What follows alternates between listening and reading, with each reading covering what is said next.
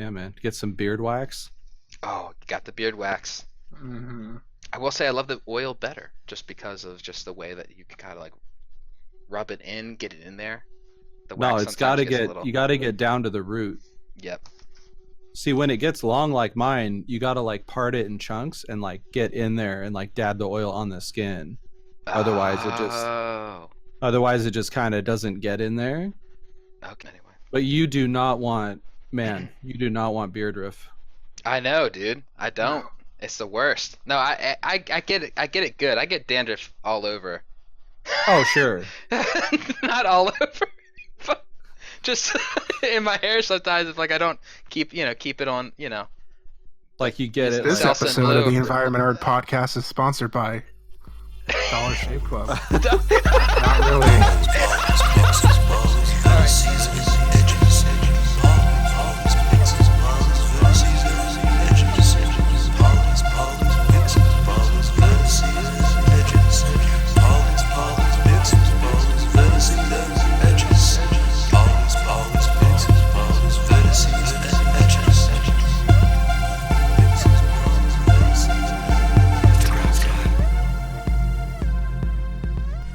Hi, welcome everybody to the Environment Art Podcast.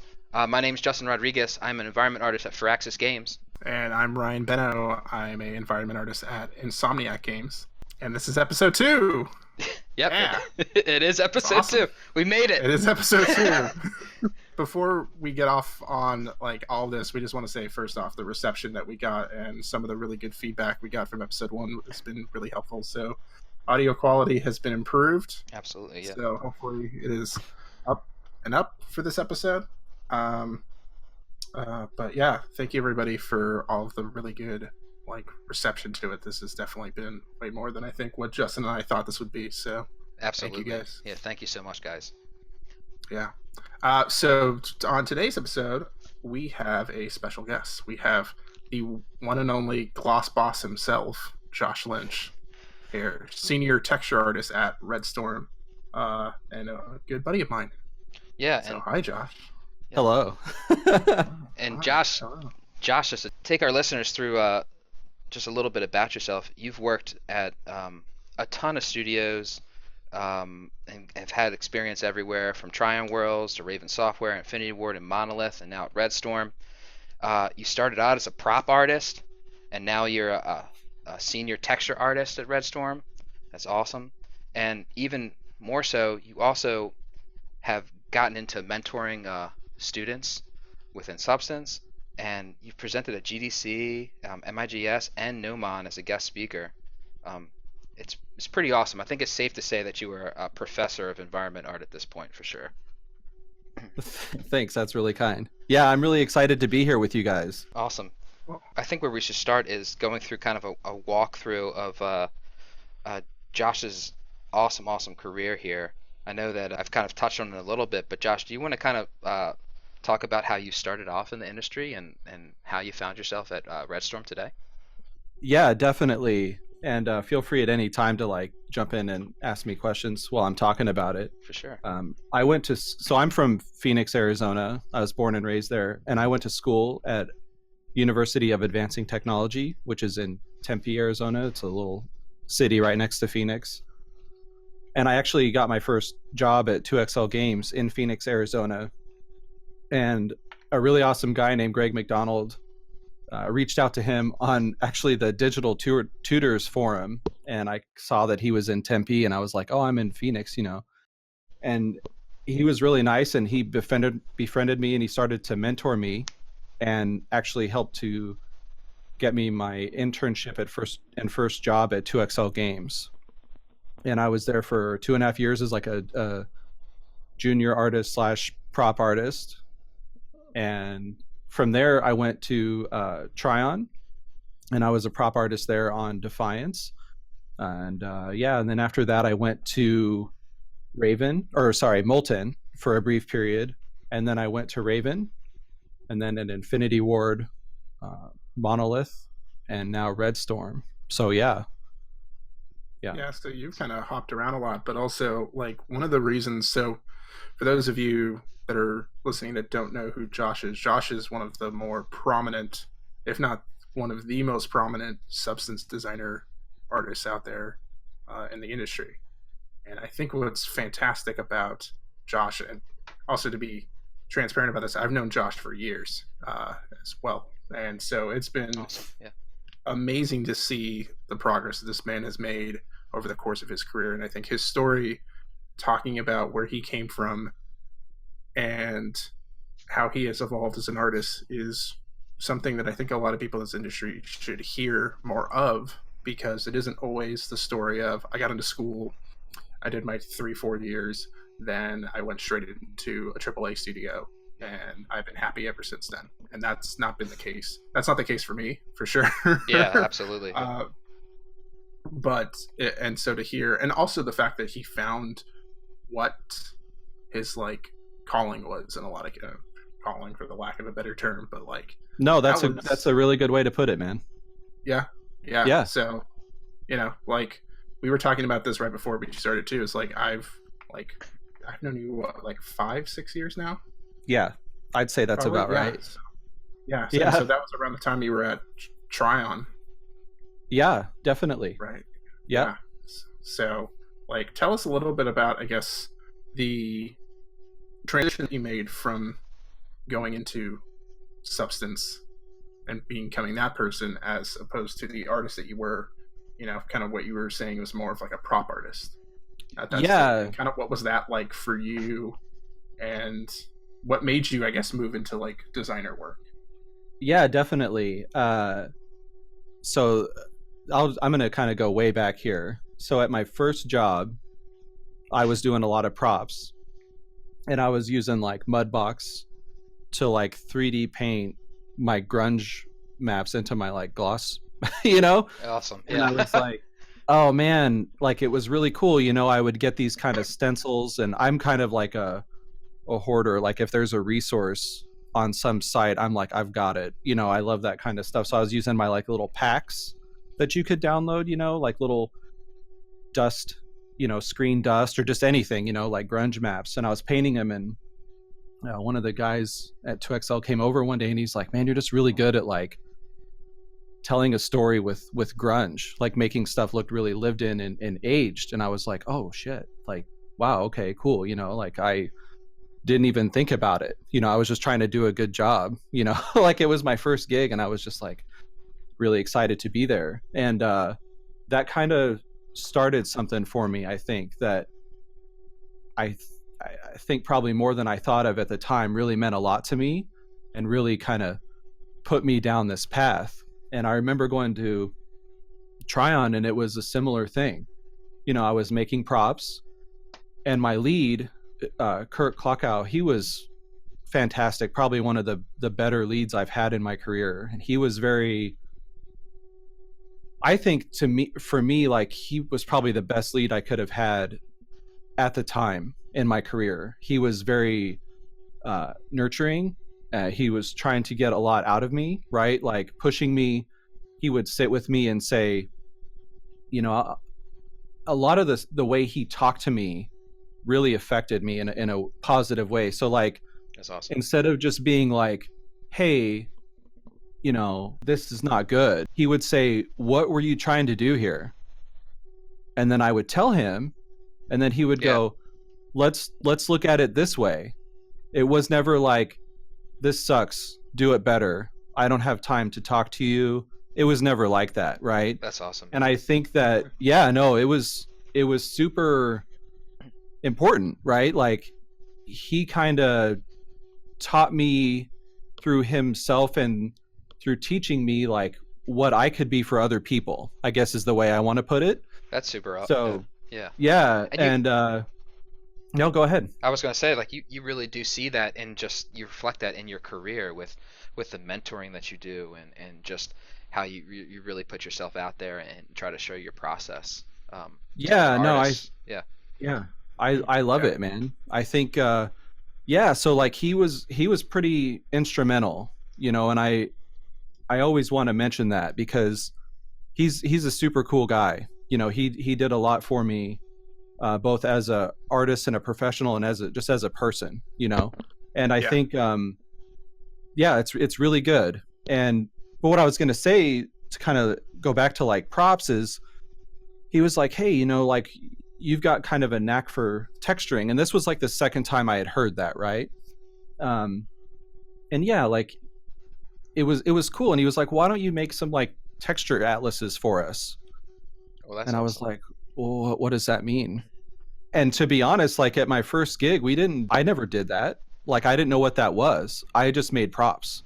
I did like UI stuff. I was just kind of doing all sorts of like high poly models and just Photoshop things. Yeah, yeah. And so it was really cool for me to like really get in there and learn like, oh man, like, so we were making an MMO on the PS3. So like everything was like, yeah, we're going to go ahead and mirror this like 20 times.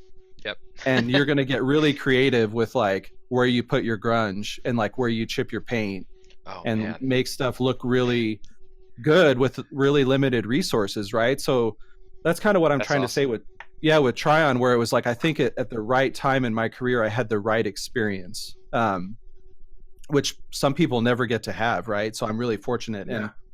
But anyway, yeah, we did that. I was making texture atlases, and I started to see kind of the difference between, oh, hey, my mailbox looks cool versus like, oh, the world looks cool because I touched it. Yep. So I was like, oh, I can paint with a bigger brush. Dude, so at the time, like Naughty Dog was like probably one of the only studios that I ever saw like hire a texture artist. And I was like, I want to be a texture artist. What does that mean? So I tried to like find out a little bit, what does it mean to be a texture artist at Naughty Dog? And I'll be honest, this is something I wanted to touch on. I wasn't really good at like what I do now, which is like just being out there, like active in the community. Oh, interesting. I was very like, oh, hey, I really loved going to work at Tryon every day, and I was like really big into Quixel, and I was like loved teaching people there, right? Like, yep. But I never did anything online, and I never knew, like, I was never really active on Polycount. I didn't know what to do, and that's probably like one of the biggest regrets I have is like not getting out there sooner. Yeah, absolutely. But yeah, no, like I remember when Tryon closed, there was like a handful of us that went over to Molten, and I was just like, I want to be a texture artist. And so I started to do some stuff at home with like stylized art, because that's what we were doing at Molten. Yeah. And then Molten closed, and went to Raven, and I was like doing props there again, which was awesome. I mean, I was making props for Call of Duty, like holy shit. So that was pretty incredible. But then kind of the same thing there, I started to make some textures, and I remember I made this like rubber floor on Polycount, and I just did it in Photoshop and like, with some hand painting brushes and like some grunge decals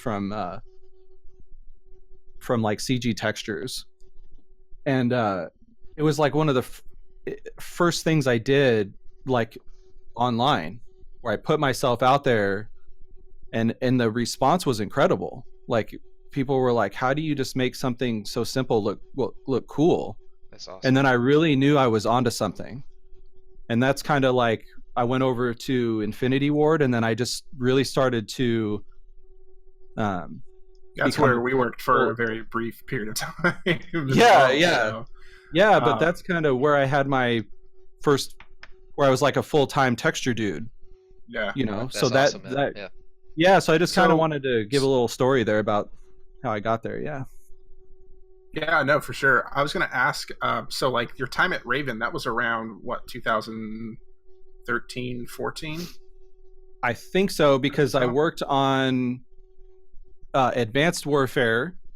I shipped Advanced Warfare, and then I worked on Black Ops 3 a little bit. Oh, cool. Okay. Very cool. Yeah. So like this is kind of, also I guess to give a little bit of historical context too, this is like right at the like burgeoning like scene when it comes to substance designer. Like it had been around for a couple of years. And it kind of shown up a little bit earlier, and I remember being a huge Quixel person, like out of the gate very early on. This is like probably 2013. Oh, dude. So. And just being like, Quixel's the way to do everything. This is perfect. Yeah. Photoshop, Yep. And designer, like, this seems cool, but it's not quite there yet. But then you started to see people start to figure out how to use the program. And that's really the biggest thing, I think, with designer for anybody, is like, it's such a unique program to anything else out there in terms of what we do, because it's such a different mindset you have to have when making textures. And I think it's so radically different that it needed that time, the couple of years, to kind of get a few people like you getting really into the program and showing people what the potential of it is. Yeah, like I remember I was huge into Quixel. I loved it. I was like, Endu is my jam. There is nothing better. Like, I'm not going to work with anything else. Photoshop is great, you know. But what I want to say is, like, when I was at Raven, we had some downtime. And what was really cool about Raven when you had downtime was you could work on anything, like for a couple weeks, just to kind of recharge, because you would crunch, and then it was like you would just kind of come out of it. You could literally like bring in a canvas and paint at your, like, they did not give a shit. Like, they just wanted you to feel good. Like, you could go out and do photography. That's like awesome, whatever man. Made you feel great or like help recharge was what they wanted you to do. And I had seen Substance Designer when I was at Molten, and I was like, what is this? Like, I had no idea what to do with it. Yeah. What does it mean? Like, I thought it made everything for you and then you tweak stuff. Like, I was really ignorant to it. And I remember Rogelio had a couple of videos on like Vimeo. Like, they were so cool, man. You know, I was like, oh, he's making grunge. That's kind of cool. Yeah. And then there was like an Assassin's Creed art dump, and I saw they made some really nice wood floor, and they used Substance Designer. Yep. And then that's when it kind of hit me that, like, okay, this is the next Quixel thing. I need to learn this. And I remember going into the studio art director's office at Raven and being like, I'm going to dedicate myself to this. And he was like, okay, cool. You know, like, what else is he going to say? Yeah. He's like, okay, yeah.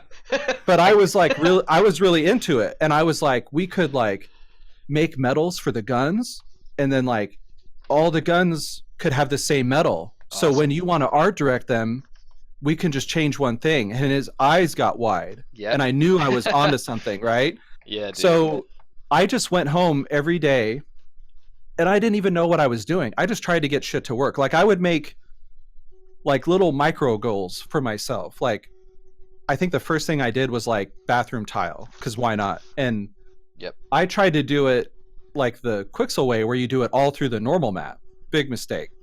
You don't want to do that.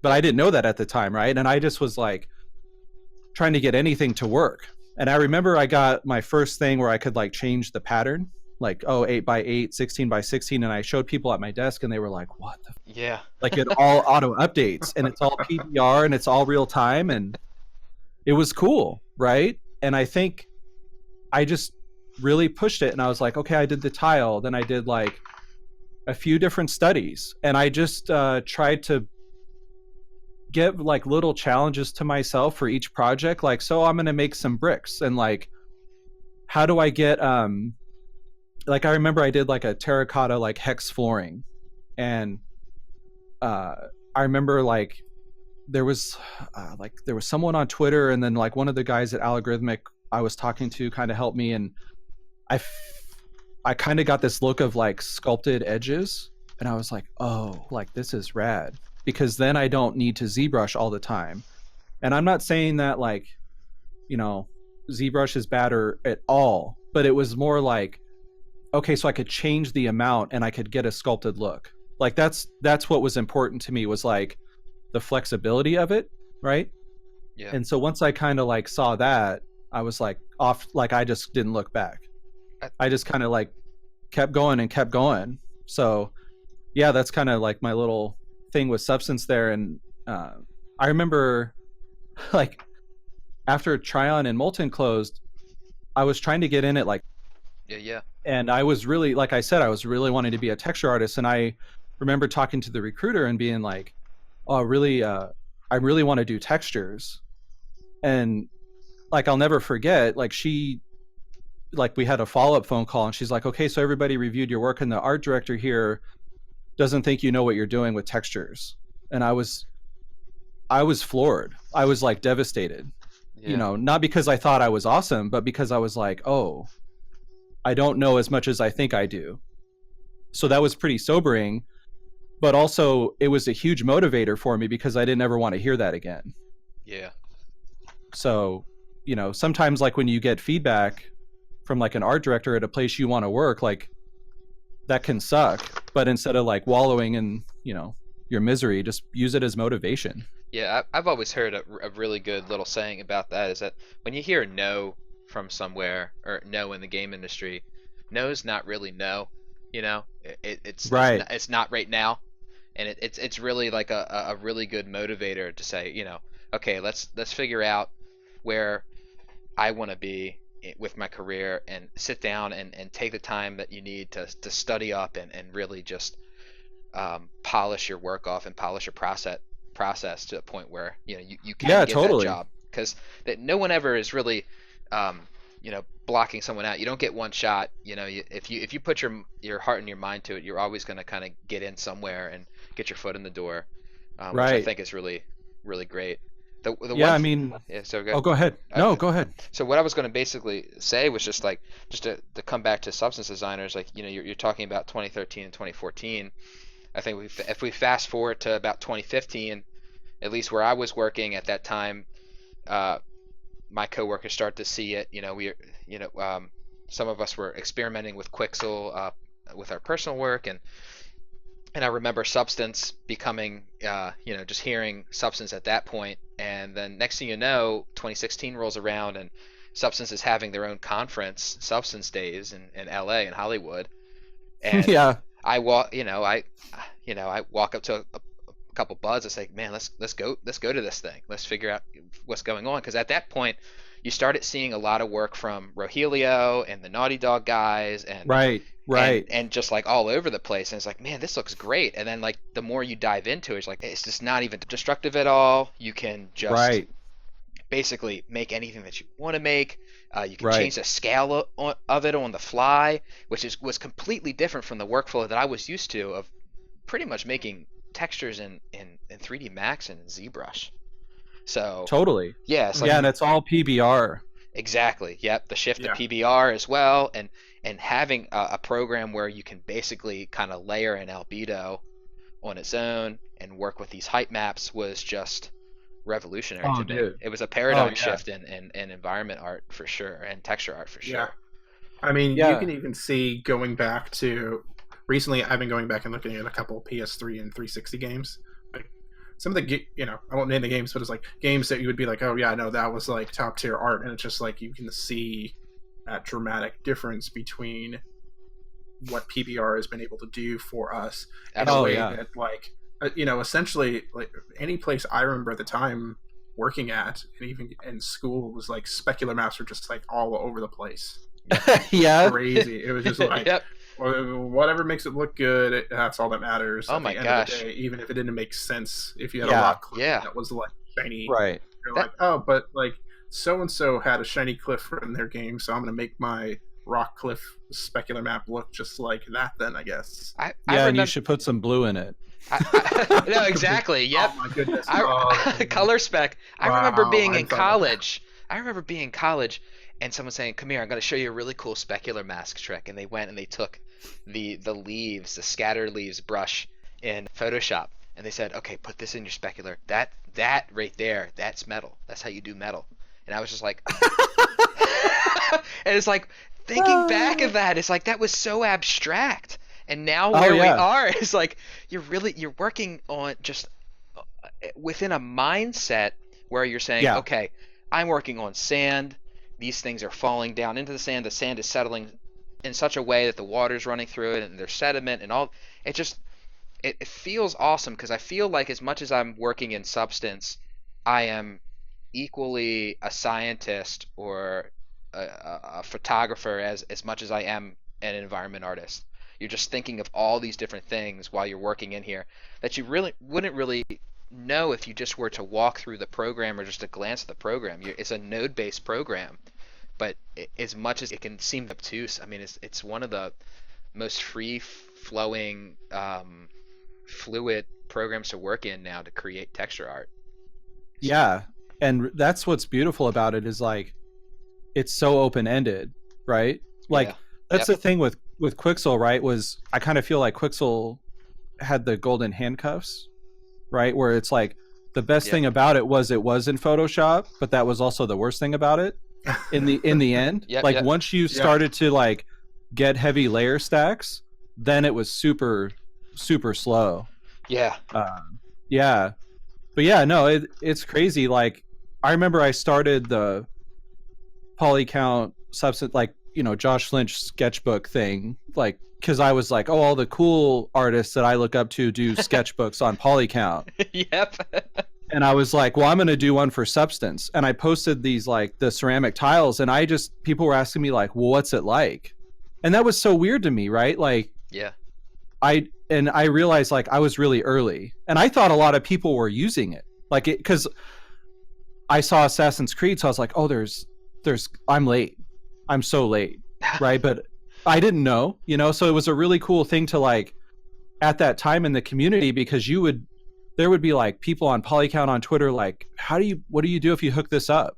No one really knew, right? And it was cool to just get things to kind of work, to kind of flex. And then once you started to get a hold of it, then it became like, okay, let's make good art. And that's when it got really cool. Yeah.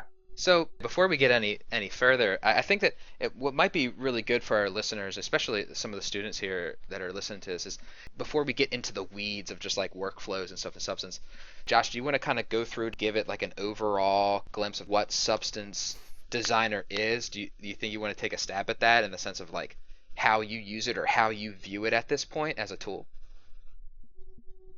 But before we do that, I want to like kind of go back because I forgot to touch on something. So yeah, sure, yeah, if you don't mind, sorry. So when Tryon and Molten closed, like it was a tough time for me as an artist, right? Because I mentioned, I didn't do a lot of like good marketing, right? Like for myself or my art.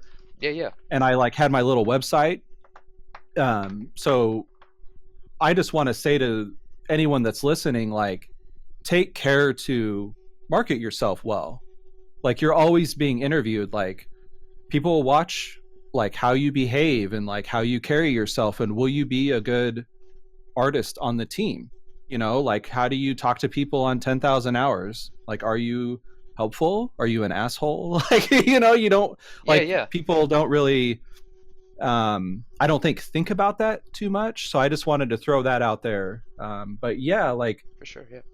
I think what was weird too at the time was like that was when we were transitioning from what we just kind of all joked about, right? Where you're like making weird spec maps into going full blown like PBR. Yeah. And all of my stuff was like not PBR, right? And so I was really fortunate that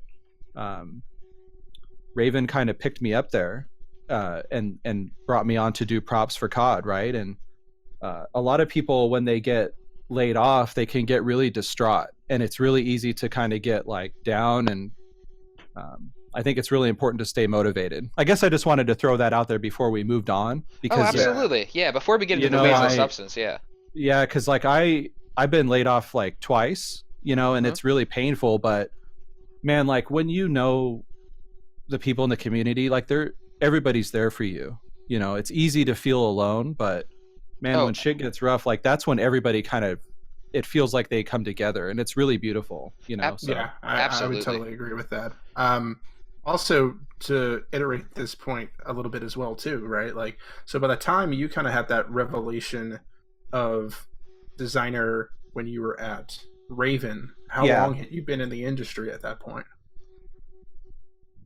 5 years. Wow. Yeah. 5-6 years. Yeah. So like,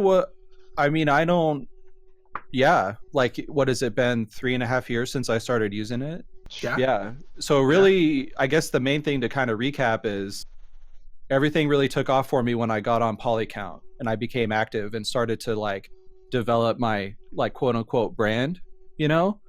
So I think I just wanted to throw that out there is like, that's important, you know, like Yeah.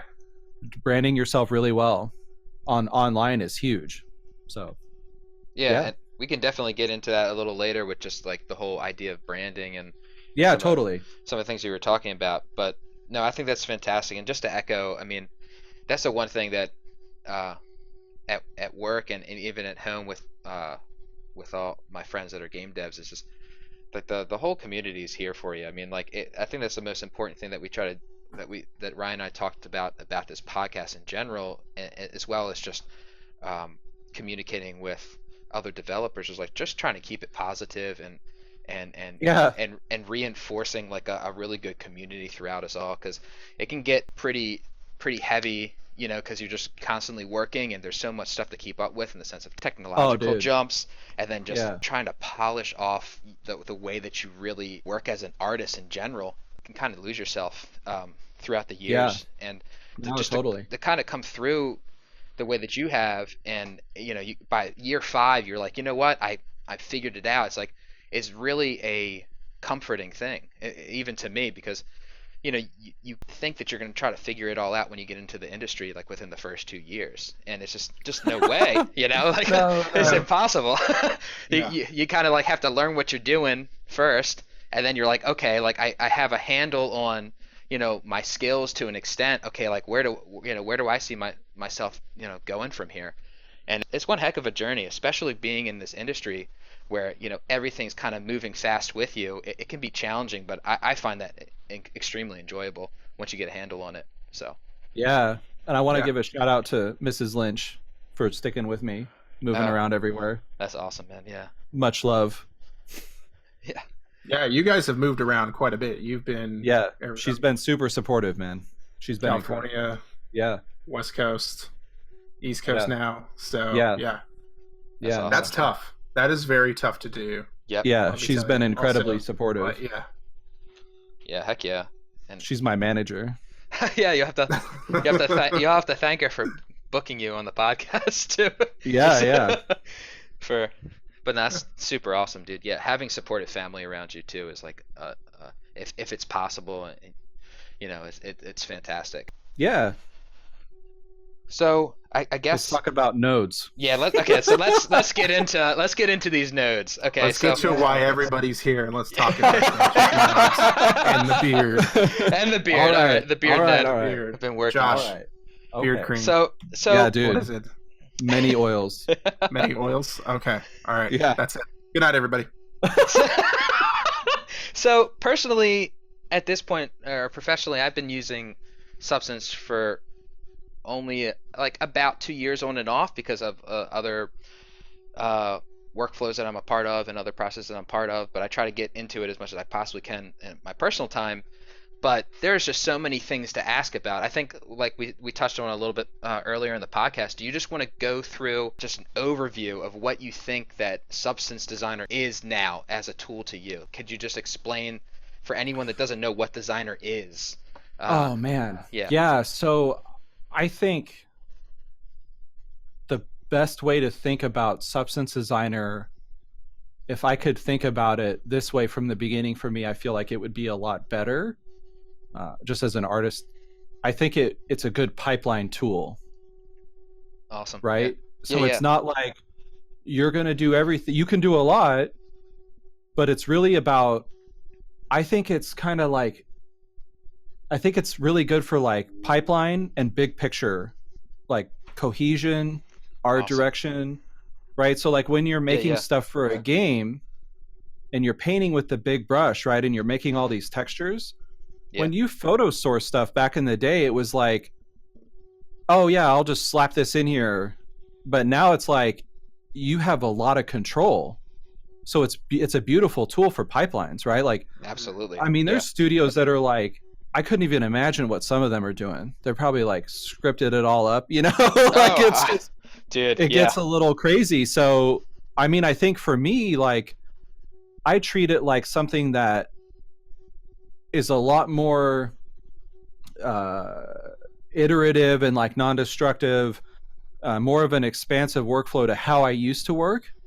But a lot of how I used to work is still intact, right? Yep. So I think that's what's cool about it, right? Is like I didn't have to change the way I worked too much in terms of like what I wanted to do. It was just like I could just do a lot more and without a lot of worry, right? So like Yeah, when you're thinking about, okay, well I did this and I spent all this time modeling or sculpting this and now they want me to change it. Like fuck, that sucks. Yeah. Yep. But I Or never even feel just- like that. Especially as in ZBrush, like you're just like yeah. hand Right. touching each one of the bricks that tiling. Oh, dude. Yeah. Remember? Yeah, so now so now I don't even worry about that. I think if anything, I'm more willing to push on stuff because it is so like open-ended. Oh, do I want to try like this edgeware? Sure, why not? If I don't like it, I just disconnect it. Yep.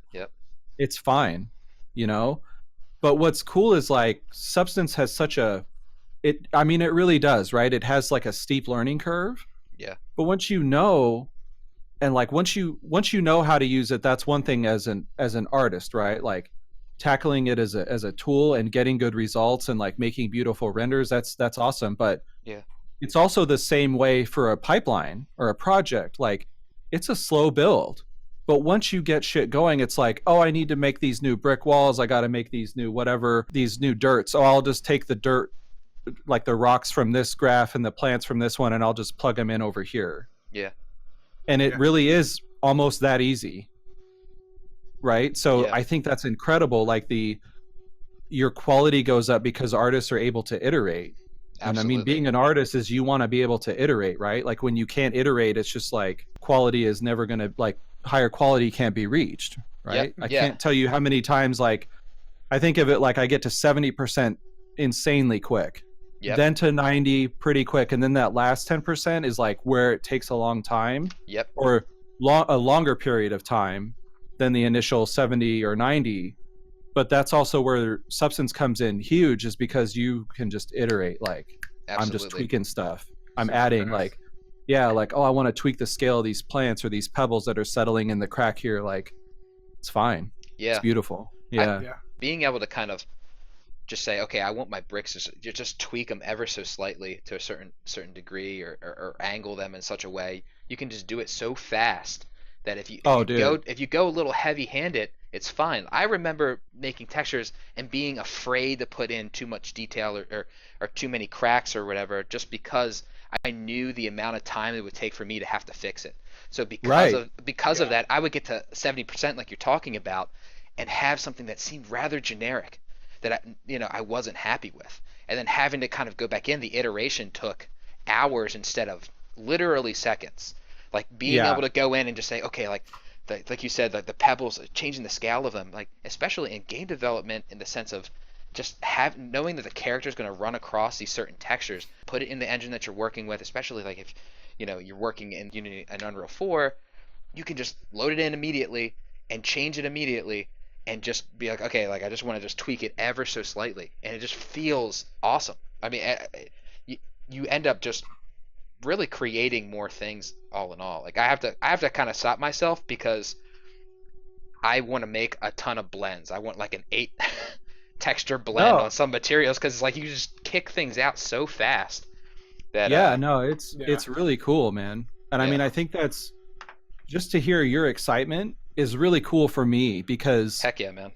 When I was like pushing Substance, I didn't know if I was like doing it right.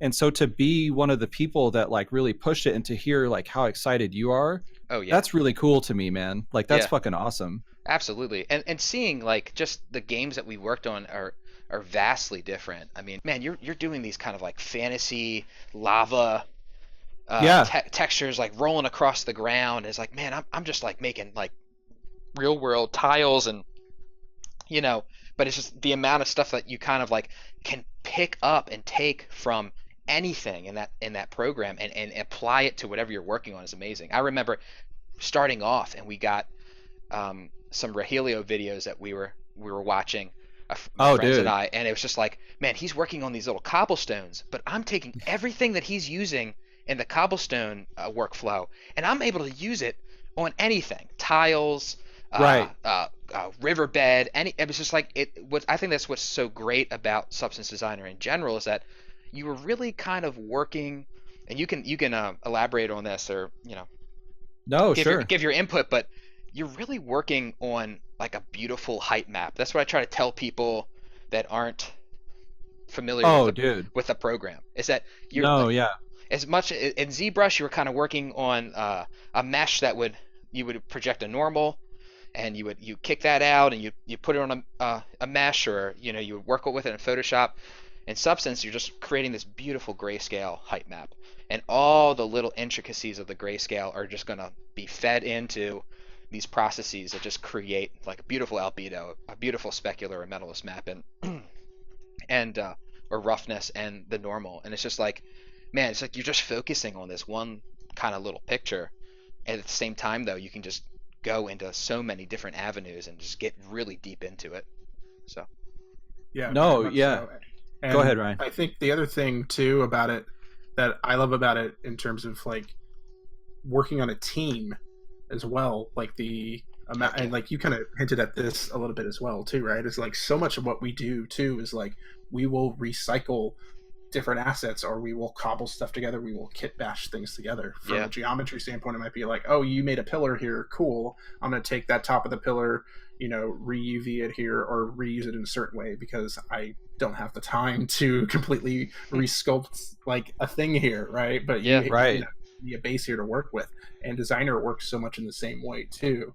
And a lot of stuff that I've done in the last recent years with Designer is really focusing on like building node setups that allow for multiple people on a team to use and get results out of it fairly quickly. That's awesome. Like being able to be like, here you go, here's a brick generator, and you could make any brick you want in any way that you want, and it just works, right? That's and just awesome. being able to get that in there and be like, cool, hey, like back in the day where it would be like, yeah, you have to sculpt, if you want something of good quality, you got to sculpt every single brick. And now it's like, no, here's a way to set this up quickly. And if you want to expand on it and add to it, awesome. In a way, it's almost like open source, like code. And no, it really is. That way too.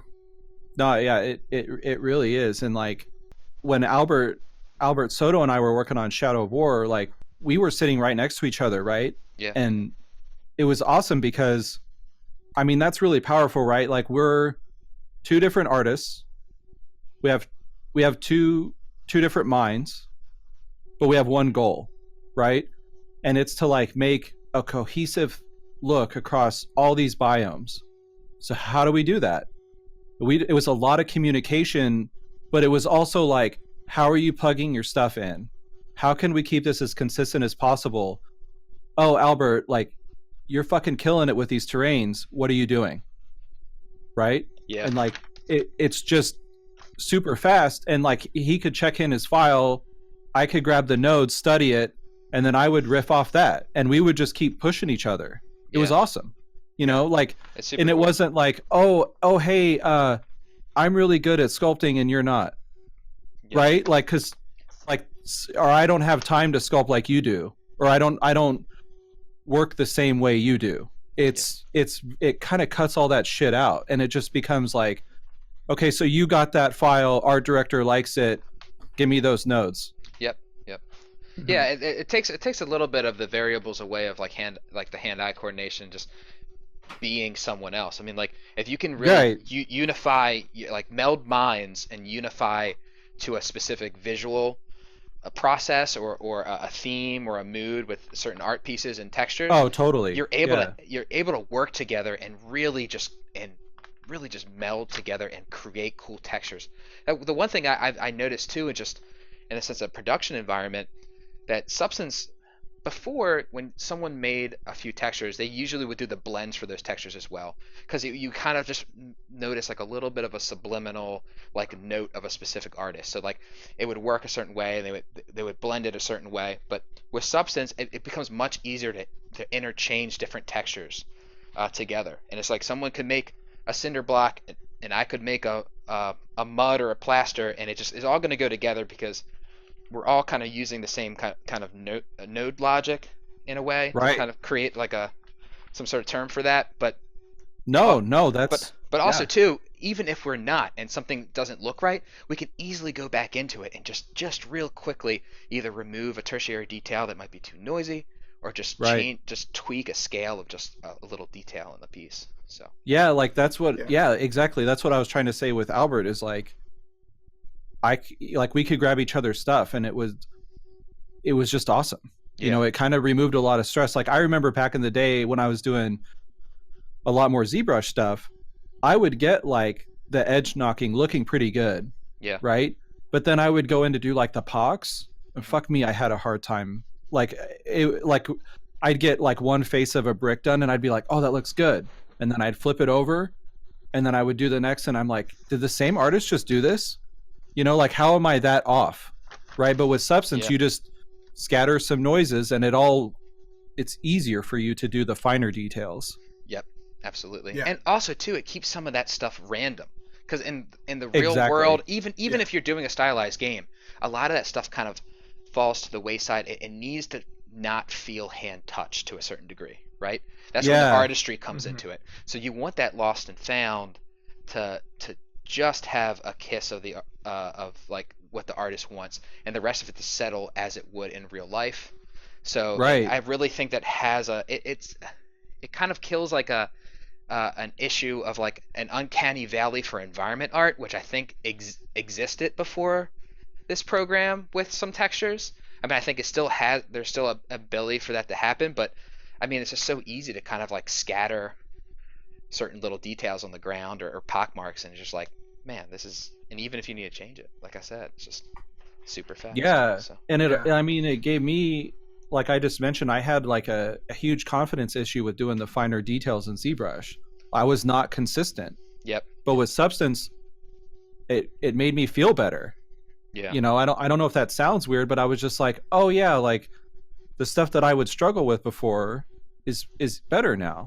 Yeah, out of all the programs that I've learned personally throughout my career, coming from an art school background and a painting background, a wood carving background, for some reason, even though this program, if you look at it just a glance, it looks, it's this kind of visual programming look to it with the nodes. I feel like I'm like into the art process more than I ever was with even trying to paint in Photoshop in some ways. Totally. It's just I can't explain it. It's just one of these things that like you can get ramped up into this program in like a week or so with the right kind of tutelage, and Yep. from there you're starting to explore the same way you would on a canvas.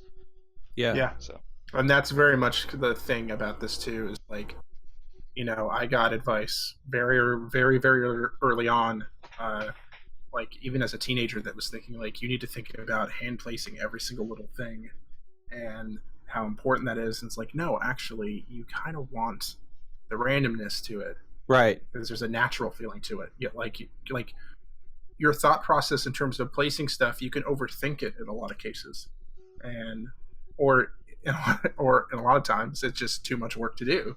Yeah. So it means you have to be able to make the time to just say, you know what, it's good that like I can just like throw my paintbrush against a canvas and like the little splatter there just kind of works. Is it the most perfect looking piece of grass? No. But when you zoom out and you realize, oh, actually, this is what I'm doing, and that little mark doesn't matter nearly as much. Yeah. then Yeah. It's cool. And as long as it's readable, as long as people can get a glimpse of it, even if they're not directly looking at it, that's kind of what's most important. Yeah. Yeah, I think you touched on something really important there. Is like you can get really into the details, but when you, like you said, Ryan, like when you zoom out, you're making a big picture like read, right? So like when I was learning Substance Designer, like I had a really hard time with like, okay, I can't just drop a rock in here, like right there. I can't knock that edge right there with my trim dynamic brush. I had a really hard time with that. Yeah. But once I kind of let that go, and when I was learning the tool, I was like, okay, so like, really, does that matter? I'm Yep. getting all this other shit. So I'm getting hung up on like, I can't knock an edge, or I can't place a specific thing like right here, but I can do all this other stuff. So it kind of like, I mean, I had to like lock myself out of Photoshop when I was learning Substance, so I didn't bring in bitmaps. Yep. I was like, Yep. that I am defeating the purpose of learning Substance if I just keep bringing in other stuff. And that's not to say that you shouldn't bring in sculpted assets from ZBrush. It's more of a point of like changing your mindset and learning the tool in the way that like it's meant to be used, I guess is what I'm trying to get at. Yeah, for sure. Yeah. I think this is a kind of like a really good point too in our conversation to kind of talk about, while it's so easy to iterate in Substance, you can pretty much change things and tweak things forever. Yeah. I think it's yep, it's like it seems to be something now to focus on with the advent of these programs where you can iterate faster, like Substance, to kind of think about your art more holistically. And maybe we can talk about just a little bit on how we all kind of work through our art in Substance and how you don't overwork pieces. Yeah. I think there's a lot to say there. Yeah. In a production environment, it's much different than your personal work. So I'd like to kind of split those apart, and I guess I'll talk about the workplace, right? Yeah. And just to use Shadow of War as an example, because that's something that people can go check out on Artstation, is like when we were making textures for Shadow of War, I'll just kind of talk about the volcanic map, right? Yeah. The focus of the texture creation for me and for the team, when I'm looking at it with the lead and the art director, so much of Shadow of War was like, well, how are we pulling the player through here? Yeah. And I think when you think about it like that, it kind of like removes you of all the, I don't know the right word. It kind of like keeps you focused on like the goal. Yeah. You're not like, oh, what about the way this looks? It's like, no, what does it feel like when I walk through here? Like if I take a screenshot of the map and I zoom out to a thumbnail view, does it make any like sense for what the player needs to do here? And like how, not just from a geo point of view, but from like a texture point of view, right? So like we spent a lot of time in that map developing the narrative for like, okay, so you got the cliff walls that the player can't climb on. Yep. How do we sell the language for in a game where Talion can run up and climb on anything, that he can't go over here? So we had Scree, right? Like there was other artists that at Monolith that made Scree before me, and I riffed off of their stuff, right? Cool. To keep the visual look together. But that's just like logic, right? So you got your cliff wall, then you got your Scree, and then it's like, okay, so then you got some area in between your cliff walls and then your path. So what does all that look like? And then what does the path look like? Are we doing like sloppy mud? Is it like packed dirt? Yeah. So there was a lot of time spent looking at just that logic before the textures even got to look good. Yeah. So I think that's really important to mention that, right? Is like Substance was probably the perfect tool for that, because I would work with the terrain guy and I'd go, what do you think? And we'd plug it in and we'd look at it and it'd be like, I don't think that works. And okay, well, let's just delete these 3 sands because we don't need them. And it wasn't a big deal because we kept it loose and we kept about large and kind of medium, maybe some small reads, but like we didn't dial it in. We kept everything grayscale. Yeah. It was just about like, if you look at a screenshot, like where does the player go? And we'd like settled on the flat path with a little bit of mud, but like that was such a cool experience, right? Of like, narrative driven stuff. Yeah. Just through like, what is the texture doing? And that's really powerful, right? Like, that Substances can help like cater that in a development, right? Where I don't have to go in and like, okay, well, I'm going to like drag these height fields and ZBrush and okay, I got it tiling and now I got to kick it out. It's like, no, I'll just scale it different and I'll just kick it out. It's easy. So well, I you're think kind of that's prototyping, right? Like that's right. the thing with it's like white boxing. It's a continual theme that I found the longer I go in my career is that, and it's something I had to learn through the process of working at game development studios. It was never something that was brought up to me in school ever. Oh, totally. It was the idea of, and the recurring theme of iteration. And that applies definitely to the gameplay side of things and making sure the game itself is like enjoyable and fun and that you're having a good time with it. But from an art standpoint as well, there's going to be that point. There's always the build-up, especially if you're working and you're changing gears. If you have a team that's changing gears from doing, a realistic game to a stylized game or vice versa, of people have to build a rapport of what that art direction is. Yeah. And you always see that in any project I've ever been on where there's any sort of stylization or even realism. The work that you produce in the later half of development is always better than the work that you produce earlier in development, and sometimes even in the middle of development. Yeah. Because you've had better understanding of the art style and the direction, and it's about trying to get to that point as fast and as quickly as you possibly can. So even though it's important to still try to make stuff look really good and look really nice, still having an understanding of like, we're building towards something, we need to kind of get towards that. How do we do that as fast as we possibly can so we can produce as much good work? And also, as well as kind of what you were hinting at too, is like, make sure that you don't take step backs and then say, all right, we have to go clean up all of these things that we made, years ago, like, and get them up to snuff to where it needs to be, and a lot of times you'll be like, God, what was I thinking at the time of this? It's like, well, I was trying to make the best looking thing I possibly could. And that's, again, don't necessarily have to go to that route at that early part of development, I feel like, anyways. I think that's one thing to keep in mind too with it just being so easy to iterate, is like, let some things rest if there is time at the end of production to maybe revisit some weaker pieces or weaker textures.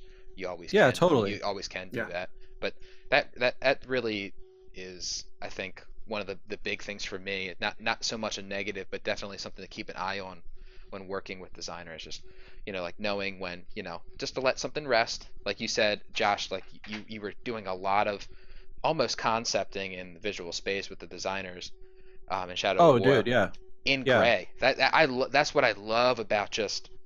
I usually will throw a base material in my Substance Designer workspace and just flow my height into there, grab the normal from that, and then like maybe a curvature smooth and just pump those out really quick and just take snapshots, not even worry about kicking it out of the time because I want to keep it loose. And throwing them in the edge and say, okay, everything's down. I have my diamond plate, I have my tile, I have my concrete, what's working, what isn't working. And then from there, saying, what else do I need? And sometimes I'll even get into some blends at that point and just say, okay, like how in depth is this material or is this texture gonna really go within this space? So I think when working on like Call of Duty is a different mindset than it was for Shadow of War, right? So like I remember going to GDC and like talking about making Substance Designer textures for Call of Duty, and the focus was like, you're running around and shooting, like you gotta like at an initial glance the texture's gotta read.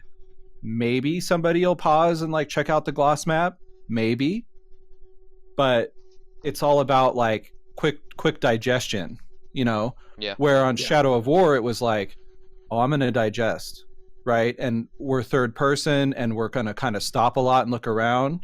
We're gonna listen to the orcs talk, like it's kind of weird, but it's a different mindset. So we when I was working on it, like I pushed a lot more smaller details into the textures to kind of help with that, right? Where in COD, like maybe I wouldn't even consider it because you're just trying not to die, right? Like it's different mindsets, but that's again like the beautiful thing about the tools, like it can kind of cater to both. And I think that kind of is also something to say, like realizing the kind of production you're in, like to like what kind of art are you making here, right? Are you like making art that like serves a certain purpose, or are you really storytelling with your art? Like what are the tools like the way you might want to work on the last project you were on isn't going to fly here, and being like flexible to change for that, and how can you do that? And I think Substance, I mean, for me, is like shown I can go to like mainly any project and it's cool. And again, right, like I totally agree with everything you're saying here in terms of like keep in mind the perspective, not just literally of like what you're seeing in the game, but also of the scope of the project, of what players are doing in those moments. If players are going to stare at something for more than a couple seconds regularly in a game, then you probably want to take that into consideration when you're making stuff. If players can get super up close in the camera constantly to look at something, if that's part of the game experience that you're going to have in the game, it's important to be able to back that up visually as well. You know, if you have, it's a totally different game changer every time when you're like, cool, we're going to do third person camera. It's going to be free roaming. Now we're going to do first person and it's free roaming. Now we're going to do fixed cameras. Now we're going to do isometric. Oh man. Yeah, Oh right? man. We're going to be able to zoom in and out. No, you're only going to be able to look back out, right? Like all these things matter tremendously when it comes to building an environment, not just from an artistic standpoint, but also from the actual creation and being able to make sure that it runs properly, being able to, you know, make sure it fits within budgets, and like it fits into what you're trying to do thematically with the experience as a whole. If you're trying to do a storytelling experience, then you need to keep that into consideration as well. Yeah, like I think if you look at the stuff I made for COD, the emphasis was like on the gloss map and very simple albedos, right? Because you want things to like be easy to read in the scene, because you're looking for like who to shoot, right? So you don't want like really busy textures, but when the light rolls across, you want it to feel good. Where if you look at like the Shadow of War stuff, there wasn't as much of an emphasis put on the gloss. It was more on the albedo. Yeah. Because it was more nature stuff. And that was something I was like, oh, I was really surprised by that. Like when I was initially working on Shadow of War, I was like, man, this stuff just doesn't feel right. Why doesn't it feel right? And then I really studied, like, I'd go on walks, like, I mean, it's Seattle, right? So there's shit growing everywhere. And we'd go on walks and I'm like, man, there's like little details that I'm not putting in, right? Yeah. Yep. So it was kind of like a cool moment for me as an artist to go, oh, I see. Like I need to change, right? So I think that's really cool, man. Like just to know like, oh, those two main things flipped, but in the end it still needs to look good. I was really surprised by that. Like I wasn't expecting that when I went from IW to Monolith, that like, oh, okay, here you go, Josh. Like when you're driving up, get ready, shift your mindset, you know, like nobody like there was no like, you know, kickstart guide to like working on natural textures. You know, like I didn't think about all that stuff. So it was cool. Yeah, it's I think the more projects that you work on, the variety of them, you have to start to realize that is an expectation you have to kind of take into consideration. Even if it's like, okay, I'm going into this project and I don't even quite know that there's going to be things, but I need to be aware that there are going to be certain aspects of this that I'm going to have to readjust the way that I think about asset creation, whether that's because of the last couple of years working on something, or it's just like, this is what it's naturally always been for me, you know? Yeah. Yep. It's one thing remember. It's one thing that too, you talked about a Kickstarter. With this software specifically, it's just the community around it and the amount of killers out there that are just really making awesome textures, including yourself. Mm-hmm. It's just, and everyone just showing their nodes and how they make things. It's just been such a great way to, when you do change styles, you do change projects, you're able to kind of kick some stuff up and just say, all right, what are they doing to kind of like get this specific type of fidelity that I'm looking for within my own textures? And that has been such a grassroots thing that really has pushed like everyone into a great direction of just understanding the software. But totally, yeah, no, I think that's a great point. Since we're kind of getting really into the weeds here in Substance, I think that it might be good for us to kind of shift gears here, or kind of pick your brain about how you got into mentoring specifically. We heard earlier that you had really good some really good teachers that really inspired you. Yes. But definitely. You now are running classes and running mentorships of how to work in Substance. Like, how did that come about? And can you talk about that a little bit? Yeah. So, I when I was at Raven, I was at Tryon, like to kind of go way back. The character art team there was like really into like Quixel, and they were like, "Can you show us what you're doing?" And I was like, oh yeah, okay, cool. You know, and I love to teach, right? But they kind of they were really good, like all of them. right? They were really good at like asking me to like explain it. Yeah. And I was like, oh, like I know what to do, but now I have to think about how I'm delivering the info. Yeah. And like, you know, because these are like, you know, really talented guys, and they're like asking me, well, what if I like rotate my Photoshop shape? Is that gonna like change my normal map in a negative way? And I'm like, I don't know. I gotta go look. You know, so like Yeah. it just, even like I'm just trying to always bring it back to like the core foundational things that I can think of that made me really like think about stuff. So like there was that, and then I went to Raven and I was doing some stuff in ZBrush, and like, you know, doing some hard surface stuff and like some organic stuff. And the lead on the single player side where I was, he was like, well, why don't you give some demos? And I was like, oh man, really? Like in the theater? And he's like, yeah. That's Go awesome. Yeah. go put that together. And then he's like, when you're done, put some written guides together. And I was like, oh, that's cool. Okay. And then I started to see, when I did that, and then I saw like 15 people impacted by what I showed them, and then they saved time, I was like, oh, this is awesome. Yeah. So then I just fell in love with it, right? And I think it was kind of like those kind of things, you know, there was like some of that. There was a few times at Raven for that, a few times at IW for that. And I was doing like written tutorials, and I was like really nervous. You know, I'd kind of like, I even did some for like Endu back in the day, I think, but I was like really nervous to put them out. Yeah. Like I was like shy. Like I'm trying to say like I wanted people to read it, but then I didn't. Yep. I was like nervous. I was like, Yeah. what if it's not good? Really insecure, right? And I think a lot of people are like that. Absolutely. Yeah. And like, but then the reaction was really good. And I was like, oh, okay, like, well, they like the written stuff. Well, okay, well, now the next step is like video tutorials. And I was like deathly afraid. And Wes McDermott at Algorithmic. Yeah. I remember I was at GDC one year, and I was like, do you have like 15 minutes?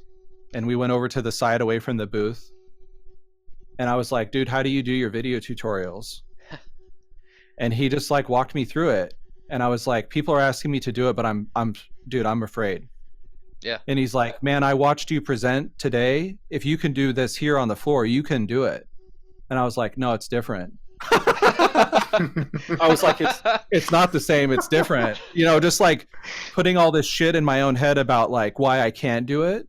Yeah. Right? Instead of like being like I can do it. And I think that's kind of one thing I wanted to mention was like there's a lot of artists that get like, they have like negative self-talk. Yep. Like internal dialogue.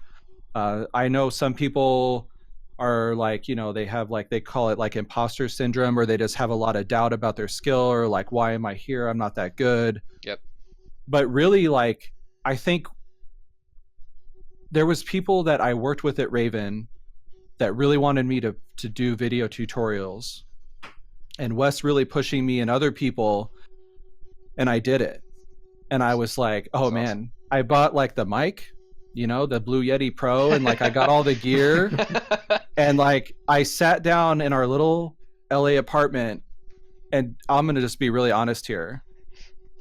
I was like quaking in my boots. I was like, okay, I got my like course outline, you know, fundamental concepts in Substance Designer. And I was like, okay, I'm going to do this. And I remember I'd sit down and I'd be like, hey, everybody, it's Josh Lynch. And then I just would lose my train of thought. I'd have to do so many takes. Yep. But once I kind of got through that and I put it out, and like there was audio issues, like I didn't know how to like, I didn't have like good branding, but people bought a lot of the tutorial. Yeah. And I was like floored. And they were like, make more. And I was like, oh shit. Okay. Yeah, you got something So- special. Yeah. Yeah, I was like, very cool. So I guess what I'm really trying to say with all this is like, in my own weird way of explaining it, is that if you like believe in yourself and people are telling you you have something to offer, like give it a go, you know, and like it's okay to feel the way you feel, because you know, like you're a human being, and like artists are insecure people, and you know, like it's good once you get through it though. It's honestly been one of the most rewarding kind of things that I've done in my career, as far as like the video tutorials go. And then you know, to kind of talk about the mentorships, once I got a few video tutorials out there, and when I was in LA, I had like taught a like a 50-person like live demo. Yeah. That was really cool. You know, that was really challenging. And then like I did GDC and then these video tutorials, and like I was like, okay, so I was like, what do I do next? And I was like, oh, I want to do like a masterclass myself, like online somehow, because that's what you do at a conference. Yeah, yeah. And that was my like my thought process. Like, what do you do at a conference? I want to do that. Like, why not? Like, all this other stuff has worked out really well. Yep. But then I thought, that's really rigid. And I saw that like Anthony Jones, who's like a concept guy. Yep. He does like mentorships. And I was like, oh, what is that? And then I was like really in my own head about this masterclass. I was like, I got to do a masterclass. What do I do? Like, how long will it be? You know, like, Yeah. And then I saw like Ryan and Xavier post that they were going to start it at Insomniac. And as Ryan has mentioned, like I've known him for a while. So I was like, dude, what's up? What does this mean? Yeah. Like, can I do it? Am I encroaching? Like, am I stepping on your toes? Like, and Ryan, you know, being the awesome guy he is, he's like, bro, this would totally pair with what I'm doing. Do it. And I was like, oh, okay. You know, like It's awesome, not yeah. expecting that. Like, you know, I didn't know what to expect. And I remember like we were trying to figure out like the Patreon system. Like, Yeah. we were on, And we like, both around the same time realized Patreon is not good for what we need to do at all. Not one bit. No. Yeah. Oh, dude. And like we were on Skype and I was like, Ryan, I'm sorry. I just don't know what to click. And he's like, I don't either, bro. I'm going to click this button. And I was like, okay. So it all worked out. I did it for 1 month and then it immediately went to Gumroad. Oh, I did too. And what was funny was like, I had already had a Gumroad. I don't know why I just didn't do that there. I just thought Patreon seemed really cool. You know, it seemed to like have a lot of options, but at the same time, it was too complicated. But anyway, so to kind of get back to why I do them, and I think when I did my first one, it was like really rewarding. You know, Yeah. like surprisingly rewarding, like even more rewarding than any of the video tutorials I had done. And the reason it was and continues to be really rewarding is like it is not a rigid experience for the artist that has signed up or for myself. Yeah. So if I were to have said, oh, I'm doing these master classes, we're making brick walls this month. Well, what if like 20 of the people that wanted to take any kind of class with me don't care about brick? Yeah. Then I'm not affecting, like I don't have an effective wide reach to teach. Like I want to teach a lot of people. I'm really passionate about it. Yeah. And that's a pretty rigid way to go. Where when I do the mentorships, it's like I've had people sign up that are like you know, they work in AAA, they work at other studios, they're students. Yep. Or they work in like mobile and they want to get into AAA, and we talk about that. It's really cool, you know, and yeah, like it's been going for a while now, and I'm really thankful. Like the community has been really amazing, and yeah. Yeah.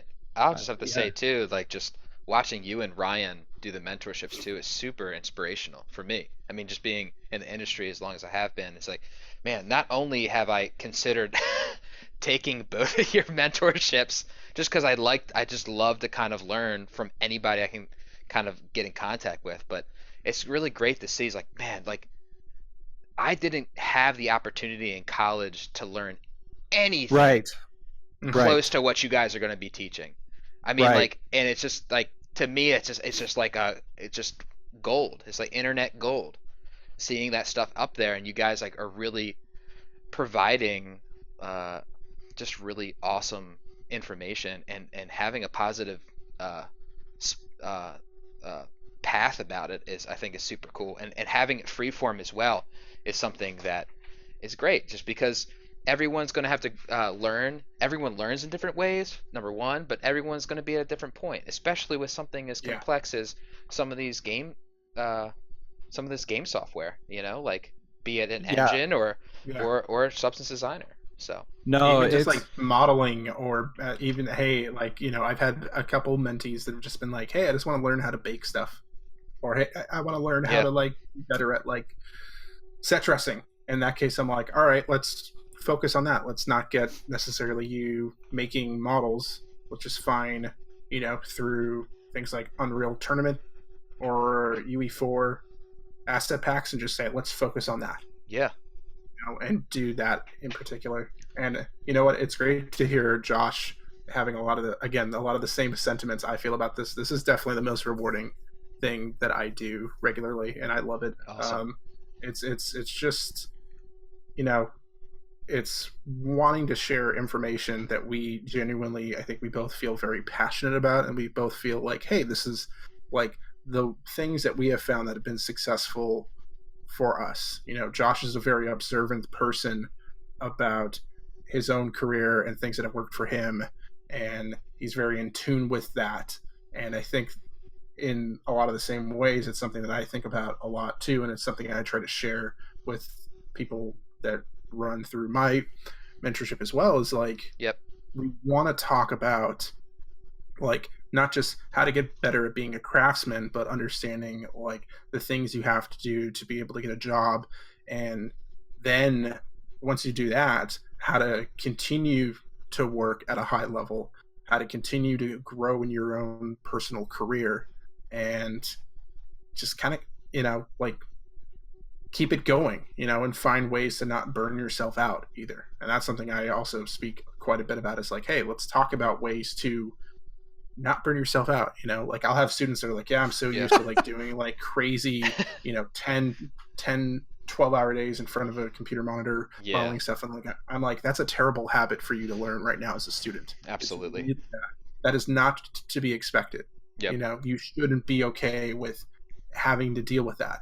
And you shouldn't take pride in it. No, like I don't care how long it took you to make something. I care about whether or not someone was smart about the way that they made something. I care more about somebody being able to say early on in development, hey, let's not make this the most freaking cool looking like lava rock that we can. Let's figure out the amount of detail we have to put in there, and let's just iterate and make it fast, right? Almost like a jam session. Just like, let's just get it going. Let's get the base idea down, and then we can get the polish in later, because we know that we can do that. We just need to get everything else solid first. We can make anything look good, but we wanted to make sure that it fits the purpose and the need of what we need to do. And I think too, a lot of the stuff that I think Josh and I agree on in terms of what motivated us to do this, beyond just like we'd like to share stuff, we want to do it, is like there's not a lot of people and courses, unfortunately, out there that really teach about like being a game artist. You can be an environment artist, you can be a texture artist, you can be a material artist, a character artist, but actually working on a game and making a game is a totally different experience than making something that's just for a portfolio. Exactly. Okay, here's like me and like 5 or 10 of my classmates making a quote-unquote game. We don't have a programmer, we don't have a graphics engineer, we don't have even a real game designer. We just want to have something that's more of an art showcase, and that's fine. You can learn the tools, you can learn all that stuff, but when it comes to actually understanding like working with all the different disciplines that you have to work on a team, that's a totally different experience. And I think it's something that's unfortunate that it's not talked about enough, and that I think, I can probably speak for all 3 of us. It was something that we had to learn and kind of adapt to. And was, at least for me, I know in particular, it was kind of a bit of like, oh, whoa. Like even my first week at a studio, I was very much just like, oh, wow, this is a totally different experience than I thought it was going to be. Like there's so like art's not even here. Nobody, like we're off in our corner doing our own thing. Everyone else is worried about all these other issues that are completely unrelated to the art. They're like, okay, you guys make stuff look pretty. You're cool. We're going to worry about making sure servers are maintained, or that the game is fun, or that our engine tech works. Like all Yep. these other elements to it. Yep. Yeah. No, I think like I remember at Tryon they were like putting together like a dungeon, right? Like, they were just blocking it all in, and I was like, oh cool, I'll start making textures, and the guy overseeing it's like, you're not doing anything until we make sure that it's fun. And I was like, oh shit, okay, all right. And that, like, it's just to kind of add to what Ryan said, like those kind of moments, like in a career, are like really, really cool, right? Because it's like, oh, that's the priority. That's the reminder that's like, art should not be spending time on something that's not that fun yet, right? So I think that's Yeah. Now, I think that what would be really interesting to shift our discussion to is just, we're talking a lot about just being in the industry, but I mean, like, for two guys like yourselves, where you're doing all this mentoring and all this additional, like almost in a sense another job, at home, right? Like right. You have like another passion. How do you still balance personal work? If you guys can touch on that, we can kind of get through like maybe even how we treat substance designer at home in comparison to in a production work cycle. Yeah, so like, man, I treat whatever I do at home as like my time to explore. Yeah. To grow and to flex, and to like push my skills, and then hopefully take that back to the studio.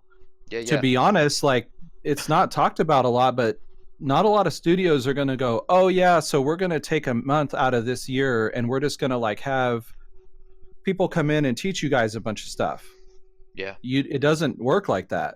No. You have to like grind. I had to grind on the substance stuff. Nobody was like, hey, we really want to, bring in like the main guys from Algorithmic out here for like a month and have them show you everything. Yeah. It doesn't happen, right? So I think for me, like, I love learning the new skills, and that keeps you marketable, right? Like when I say marketable, I mean like get a seat at the desk, like in the studio, the current skills to keep gainful employment, right? So like what's happening right now is like PBR substance. So like people are wanting to learn that, right? Back in the day, it was like, I got to really show off my ZBrush. And before that, it was like, I got to add my edge loops for my high poly model, right? So it's kind of like, yeah, that's a good point. The industry like shifts, and it's a lot of like at home stuff. And I think for me, if I'm good at what I do at home, then I'm going to be good for my career, I guess, is like how I think about it. No, yeah. I mean, just to add on to that is like, man, right before we got on this call, I always spend my personal time like not only doing work that inspires me to keep kind of going and stay fresh, not only at work but at home, and keep me relaxed. But I'm still like been in the industry for almost a decade now, and I'm taking a lighting course. Why? Because I want to. I like being able to learn anything and everything I possibly can about a subject. And at the same time, I'm picking up books and watching movies and just like gathering anything I possibly can. And even doing this podcast with you guys has been a huge learning experience of being able to just discuss things that I already know, but also things that I don't. I mean, the amount of questions that I have that we could have a whole episode of just picking your guys' brains about, what nodes you use in Substance, or any of that stuff could be, just hours and hours of conversation and stuff that I'm always looking forward to learn. Yeah, I mean, I think you brought up something really cool about learning lighting. Yeah. If you learn another discipline, you have empathy for that discipline. Absolutely. In production. Yep. Nobody told me that ever. Like I had to like learn that. So like, like if you have empathy for what the effects guy is going to need to do, then you're going to like probably go over there and talk to him or her. Exactly. And be like, hey, I'm making this prop, how's this going to affect you? Yeah. Like, that's crazy, right? Nobody really talks about that, but that's super cool.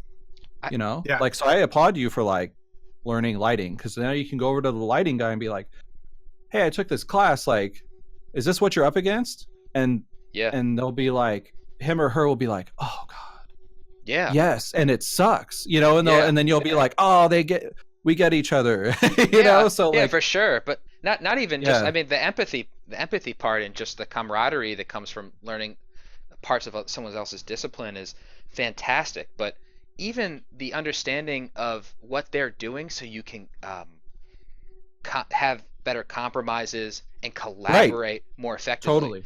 I Yeah. mean, I usually joke about this with some of my friends that I was a huge Final Fantasy nerd, but I say my job is, like in tactics speak, like my job is environment artist, but I like the sub job and like have my sub jobs in lighting and level design. It's like anything that I immediately touches my discipline that I know can really heighten the experience, especially with level design, like you were talking about in Shadow of War, of just outlining what the paths look like and what textures you're using to guide the player. And like all of that stuff just makes the environment art feel so much better and play so much better when players get their hands on the game. Yeah. Yeah. And even to kind of go kind of in the same direction of kind of what you're talking about too, is like so much of my time in the last couple of years has been like actually just learning how to prototype games. And like a focus on narrative games, which for me is then like learning about like writing and also performance and how that gets portrayed into the final game. And it's like how do these different things work in the different types of ways that you present narrative? Do you present it with performers and actors that are speaking it? Do you perform it with just text? Do you perform it with little sprites or little characters that are there and the text shows up, right? And these things can add to a lot of it, and add up to like what makes the experience really, really good. And what I've been able to take out from a lot of that is reassurance of a lot of things that I've learned as to what's helped me to become the artist that I am, is like understanding reference. Yep.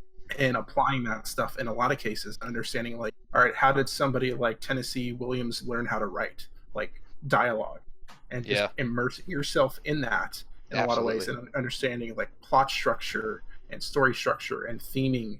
And that's also been able to help me out tremendously with understanding how to push that visually. And it's something that is not necessarily always talked about in our fields in terms of, we'll talk about like environmental storytelling and putting in little props and things about the bits of the scene, but we don't always talk about like how do we put subtext into a scene? How do we talk about like continuing motifs and themes that might reoccur visually that you might see in like a film, right? Is like those ideas and things in there.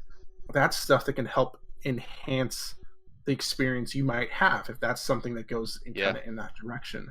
And being able to take time away, because it is very much like, I love my job. I go in every day and it's the most rewarding like environment job I've ever had, to the point of I get home and it's like I want to build scenes, but I'm not really like pushing to be like I want to make a prop or do this little thing. I want to make big scenes and I want to be able to put actual like interactive elements into those scenes to make them work. And that just takes a lot more time and experimentation to kind of get that up and running in a lot of cases. But again, it kind of all feeds back into each other, because it's like, here's all the stuff I'm doing on my free time and having an understanding about these completely different disciplines in a lot of cases that are not necessarily visual either. And saying, how can I apply those lessons and those things back into a visual language that I love and that I do on a regular basis. And that's kind of like the fun of it too. And in a lot of cases, it just starts to kind of form, a language between all of these things that's just really like inspiring and fun. And you can feel like there's a bit of diversity to the work that you have. And again, right, like you can also relate to the people that are doing the work in that case as well, and just saying, hey, okay, I get what you're trying to do, let me help you in a particular way. Let's have a dialogue that wasn't necessarily originally there, right? And I want to be able to understand your language and help that to enhance your work, as well as like bring us both together, the work that we're doing, and bring the project and the team up together and say, here's the example of what we're doing. Yep. And you never, just talking about how you were saying that you're examining writing and bringing this back to your environment art and your profession. I have a buddy that is an effects artist, a tech artist, and he went and did an improv class just Yep. on the Blue, and it he did it kind of as a his girlfriend is an actress, and she thought it would be really fun for him. But I bet you that if he keeps taking some of these courses, that you're gonna notice slight changes in his effects, in the way that he kind of collaborates with people, and just the composition and the timing and the rhythm of what he does with his work is just going to become that much better. So I've done that same thing. Oh, awesome. And it is incredible. It is a transformative experience. I think anybody that's a creative, regardless of whether you are within the environment field or anything, you should go take an improv class, because it really is kind of like this push towards just accepting ideas. Yeah. And saying, instead of saying, no, we're not, no, like off the bat, just being no, you have to say yes and actually process it and say, and in a lot of cases, that's how sometimes it works on a project too. It's like, hey, we're going to implement this thing. I don't really like it, but this is the reality of it. So now how do I adapt myself to this to still be able to do successful work in certain cases? Or be like, okay, this isn't quite what I thought it was going to be, but I can now take this and try something different. In a lot of cases, it's just honing those skills, because it's, these classes are very much like, you got to go fast, you got to think, you got to be on your toes, you got to be prepared to do it. Yep. Whereas a lot of times for us, it's like, all right, I just got the news that, this particular thing is going to be changed or cut. Yeah. All right, I have a little bit of time to process that, a couple minutes, maybe a couple hours to kind of get my mind wrapped back around it. But being able to have those exercises where you're just like, all right, let's do this, let's get this going. It's something I really definitely push, of saying, go do improv. Like, it's going to make you a better creative person. You're going to be able to come up with more ideas. And in a lot of cases too, right? It goes back to the theme of kind of what we talked about here. Is like iteration. Just throw as many things out there as you possibly can, get them, working in some tangible way, and then come back and say, all right, which of these things is the best option for us to do, instead of being like, in a lot of cases, you're like, I don't know, all right, I'll just go with this one thing that I just made because it's fine, whatever, I don't care. But if you're like, no, hey, I made these 7-8 little things that have the foundation in place, and then run with it, that's where it's like, cool, now I feel more confident in my ability to work, because I have more options in hand. Yeah. And just to really hone in on you talking about iterating as well, is like something that we talked about before we started, is spending time at home, and not being afraid to kind of revisit old work, and try to use some of this new ideas, like new things that you've learned, whether it be writing or improv or whatever, and really enhancing these pieces. It's really informative and often inspiring to go back and see how you would do something differently. I remember even just being much greener and earlier in my career, taking a trash can. I would have this trash can prop that I would come home and UV every couple of months, just to see how I could pack the UVs better. And then at one point it became a trim sheet for trash cans. It's just like how you grow as an artist, like really can be reflected in some of your work. And it's something that never keep out of the conversation. It's like, it's okay to kind of come back to your old pieces and see how you would treat them differently. So. Yeah, I would really, I've noticed that, like, the last so many months on Artstation, there's a little bit of a trend for that, but I really noticed when we went from the old way of working to PBR, people would take like really, really good game assets, like, cool props, weapons, whatever, and they would just like give it a PBR pass, and it was like leaps and bounds better, right? So I think it's really telling, right? Because it's a lot of it is like the tech at the time, right? So like what you made at the time, just because things are different now doesn't mean that work is bad and you should judge the artists so harshly on it. It's like that was the reality at the time, and we all kind of did that. Yeah. But when you fluff it up a bit, it's pretty cool, man. You know, like it shows that like Yeah. what it could be now, right? And I did that like with one of my textures. Like I did this roofing tile like some months back, and you know, just last couple of months I like was messing with it, and I just did a whole new pass on it. Yeah. And it was awesome, you know, because I was like, it just was something that was, you know, I've taken everything I've learned in Substance since then and applied it, and it's like way better now. Yeah. Right. So even though like I could have just left it alone, but I had a lot of fun updating it. So it's pretty cool. That's awesome. Yeah. So I think one thing that might be interesting to hear from you, Josh, since we have you on the podcast, is just Yeah. you know, we spent a long time talking about Substance. Yeah. Do you want to talk a little bit about what students like might want to kind of gear up on or focus on when trying to learn that software or learn this software? Yeah, I mean that could almost be a whole podcast. Yeah, absolutely. Yeah, we'll have to bring you back. Yeah. Yeah, but I think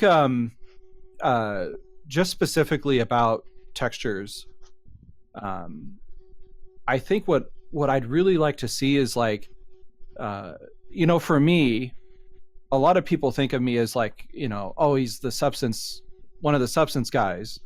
But before I was an environment artist, and I thought in that logic.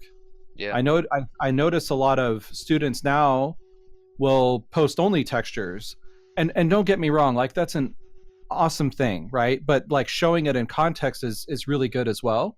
Yeah. So I want to you know, throw that out there. I think showing like an understanding for fundamentals is really good. So like what I mean is, you kind of think of it like almost like 2D, right? Yeah. Like if your core fundamentals aren't sound, then everything else is going to kind of feel weird. So I guess with textures, what that means to me is like your height and your normal are really good, and your roughness is good, and your albedo is good.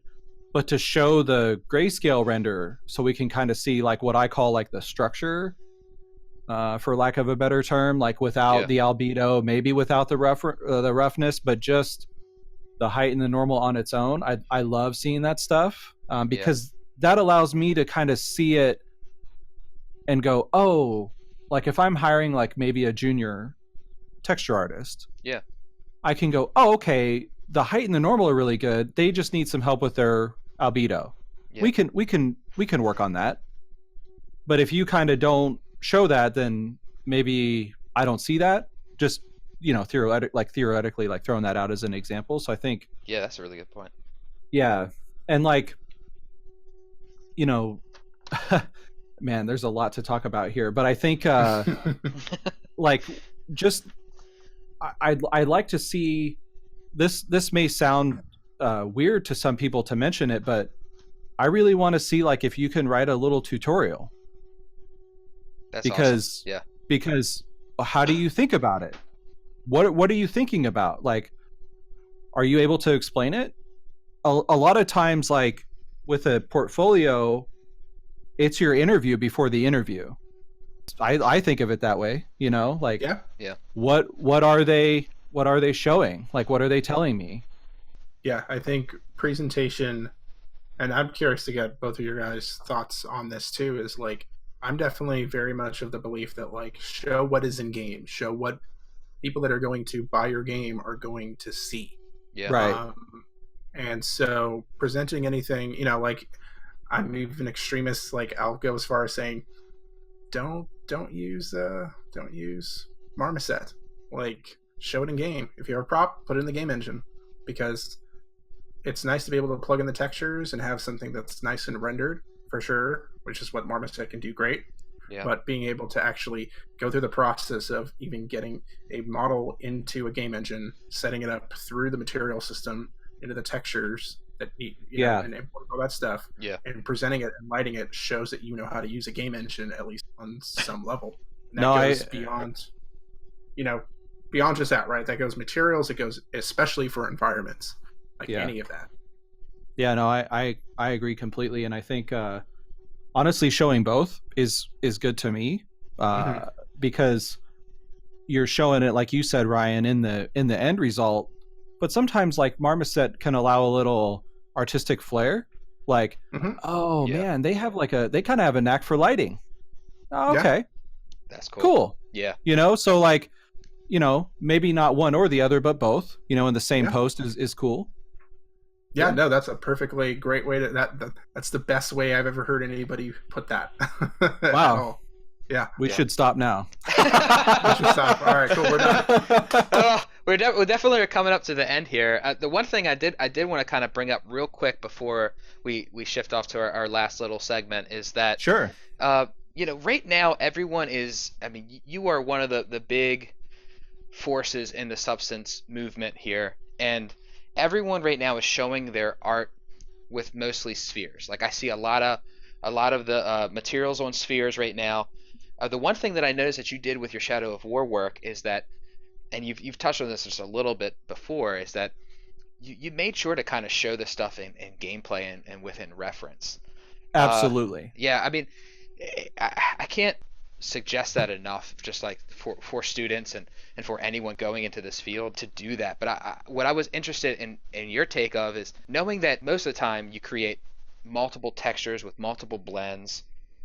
Do you Yeah. see the sphere pipeline moving anywhere else, or do you think that that's here to stay and just to keep showing, the work in the actual game? Yeah, man. No, I think yeah, there's a lot of balls, right? Yeah. Yeah. So I think I was a cylinder guy for a long time. Loved me some cylinder. Yeah. But I was doing my Shadow of War renders, and I was like, these don't feel as good. Like, so what I was doing was like I was setting up my like lighting rig because I wanted everything to be consistent, right? Yeah. So I was like, oh, I'll put it on a cylinder, I'll put it on the rounded cube, I'll put it on the sphere. And honestly, the sphere just was feeling really good. Yeah.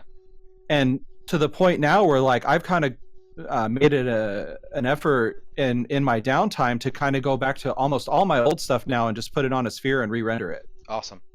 And I think that that's been a really enlightening experience and really rewarding because I've taken everything that I've learned about lighting and rendering in Marmoset that I didn't know before when I was doing this, like my old stuff like 3 years ago.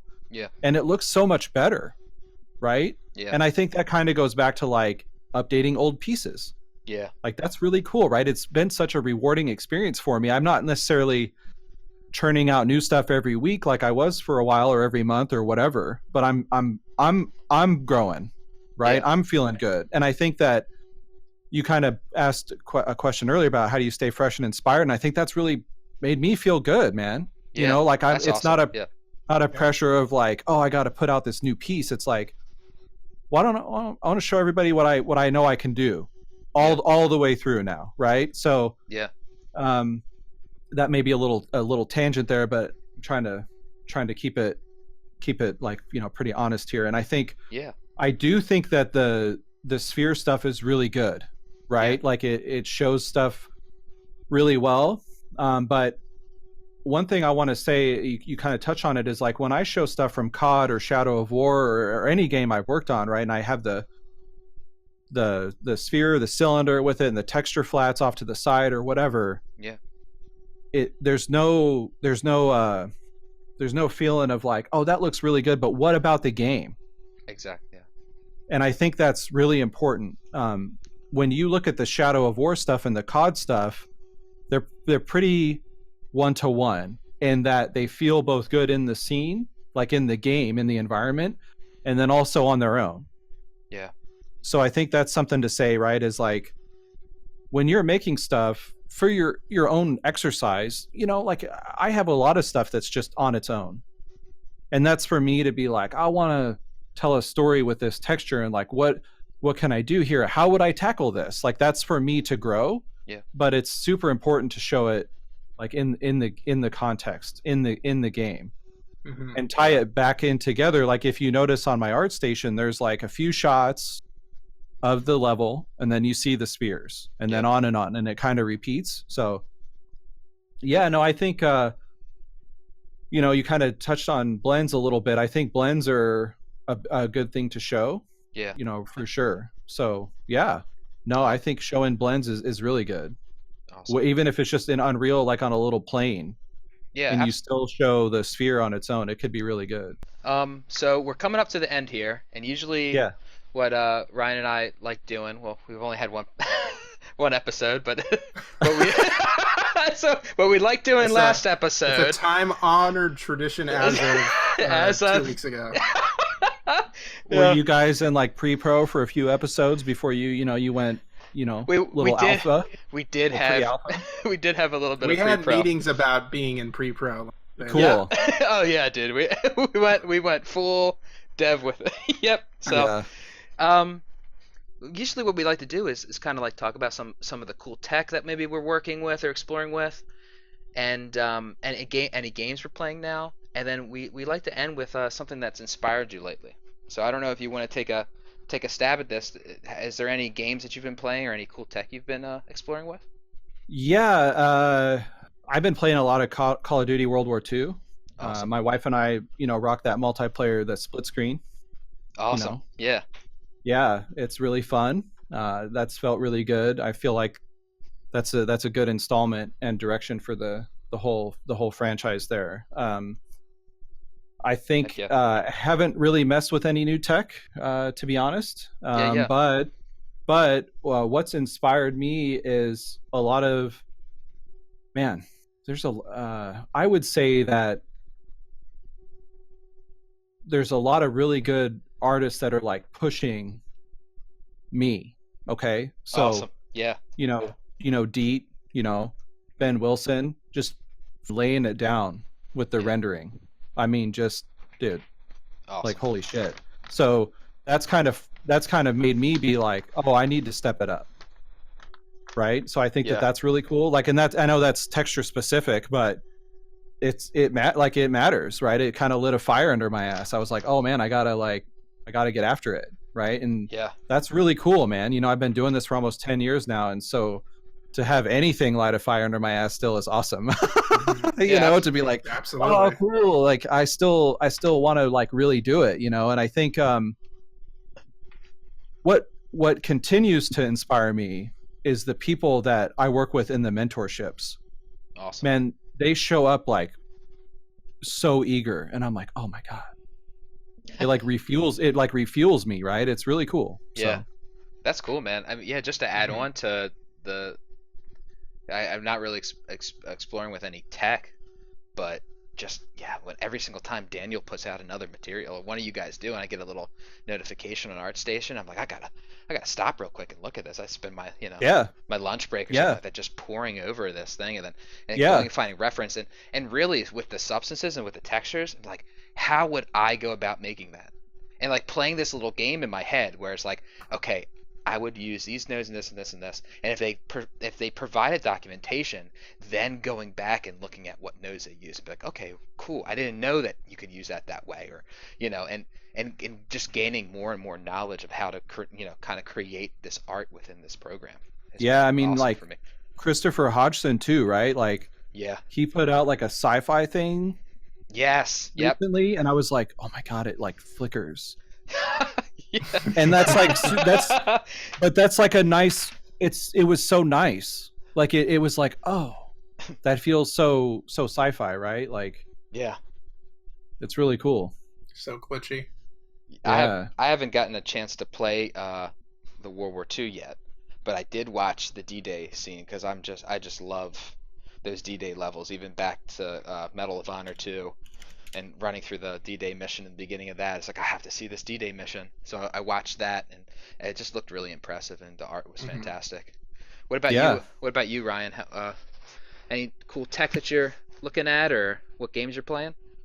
Not a whole lot of new tech that I'm totally taking a look at, but I wanted to give a shout out to actually, in addition to Unity, because I know there's a few people that listen to us that use the Unity engine. Heck yeah. They just recently integrated into their editor Pro Builder, which is this really great BSP, like probably the best like use of BSP um, like tool that you can have for like a game engine. It's like super easy, super quick to be able to like prototype stuff, and even like I think games like Super Hot have actually shipped with it as well because it's just stylistically like the blockiness design can work for them. Awesome. And that stuff is such a huge deal. You know, I think there's so many people that use Unity. There's a lot of students, a lot of people in my mentorship that use it as well, and it's definitely a tool that you have to kind of like get a couple different plugins here and there to kind of get the thing up and running. Yeah. But there's a lot of really cool stuff that I think is coming down the pipe from them, and I think once you kind of cobble stuff together, you can get some really cool stuff. So for those of you that are interested in being able to do blockouts, which is something I try to push for, as well as like, hey, get blockouts in engine, put some lighting in there, get some colors in there when you're building it in. It helps you out. Talk about it. Super early. Yep. Yes. And Yep. it's just Yep. like get that in there. Yes. If it's just BSP and it's super easy and fast to do. If it's Yep. faster for you to bring in like a plane and just snap stuff together, that's great too. Yep. But this is a really great option, I think, for people out there that are just interested in being able to like block out their spaces and get everything in the correct metric. And again, like I mentioned, get all the lighting and color filled in there fairly quickly. Get the scale right. I think that's something really cool that you can take a look It sounds at. awesome. Yeah. Yeah, Yeah. people will ask me like, when do you put a texture into the engine? And I'm like, when it's a pattern. Mm-hmm. Just stupid early. Awesome. Yeah. Because it's like, okay, well, everybody's going to know what it is. And like, you know how it feels next to the in-game character. You know, like if it doesn't Yep. feel good super early, then it's not going to feel good. Get Yes. a Adding- stairway, adding- get a doorway in, Dude, and put Yep. your character next to it, and Yeah. you're set. yeah, Yep. put Get those measurements right, and you're fine. yeah. Absolutely. So I think that's like, it's a tough. I can imagine that's tough for students and other artists, right? Because you see really popular artists that are like, well, they're just putting it on this sphere, but we're also telling them, hey, we want to see it in game. Yeah. But you know what? Like when you're in the studio and you're in there for an interview, all those, you know, guys and gals interviewing you, they want to know what you're going to do when it comes to in game, Mm-hmm. Yeah. because they're not here for like the Marmoset show. They're here for No. like, we got to get this shit done show. So Exactly. Yep. that's kind of why it's like stressing both. Like, I don't think we, all three of us, or the whole community, couldn't stress that enough. Yeah. But yeah, like, you know, I do my spheres because that's like my at-home release, right? That's what I do Yeah. with my time. But Yeah, man. when you're trying to get gainful employment, you want to rock the scene. So Oh, for sure. Yeah. Yeah, especially very much so. especially with textures. I mean, Yeah. textures inherently I mean, like, not to get like too preachy about it, but like they take up vast swaths of space no, within a game. you're painting with a huge brush. Yeah. So, yep. Yeah, Yeah, for sure. cool. And in terms of games I'm playing right now, I'm sure this is not a surprise to either one of you guys, but I recently picked up a Super NT, which not to think is a huge tangent here. It's a clone Super Nintendo that is not emulation, at least in terms of the traditional idea of what like software emulation is. Yeah. It's built using a piece of hardware called a FPGA, and basically mimics a Super Nintendo. Yeah. Down to like the even any of the glitches you might see in a regular game running on like a legit Super Nintendo. Yeah. What's cool about it though is that it has HDMI out. Now, some people might be like, why don't you just take a Super Nintendo and plug it into an HD TV? That is an incredibly, depending on the quality you want, Yeah. I should stress that can be a very, very, very expensive endeavor, which I have definitely gotten down over the last year and a half. But regardless of that, it's a really cool piece of hardware to see that stuff when you start thinking about stuff from a preservation standpoint of like, how are we going to be able to keep these games running on legitimate hardware to see what the original intent of the developers were, of the artists were. I think it's important to start thinking about that stuff now, because we're already having issues where like PS1 like CD drives are going to start dying in the next 5 to 10 years. Yeah. And you're not going to be able to play your PS1 games. SNESs and carts, the batteries are already dying in a lot of Game Boy games and Super Nintendo games. Like, you can always put one in there, but at some point those boards and those pieces of hardware are going to break. And so I think it's cool to be able to see people are trying to keep that stuff alive, and also, make it accessible in a lot of cases. Absolutely. Right? Like being able to plug in a machine, or like plug in a Super Nintendo straight into an HDMI port and just get the super clear, crisp picture, and know that hey, this is as close to hardware accurate as it possibly can. So I've just been playing around with that, because like I have an old games set up in my office here with like, I don't even want to say how many consoles I have in here, but a lot, that are all hooked up to a device well, it's hooked up to 2 screens, hooked up to a CRT, and hooked up to my HD TV, which is then being connected to a upscaler. And it's crazy. It's nuts. But now awesome. I have the ability to just take my Super Nintendo, put it into my living room TV, pop in a Super Nintendo cart, and just be able to get that with my surround sound and everything else that I have in there. And it's amazing, and Super Nintendo games are the best. So that's awesome.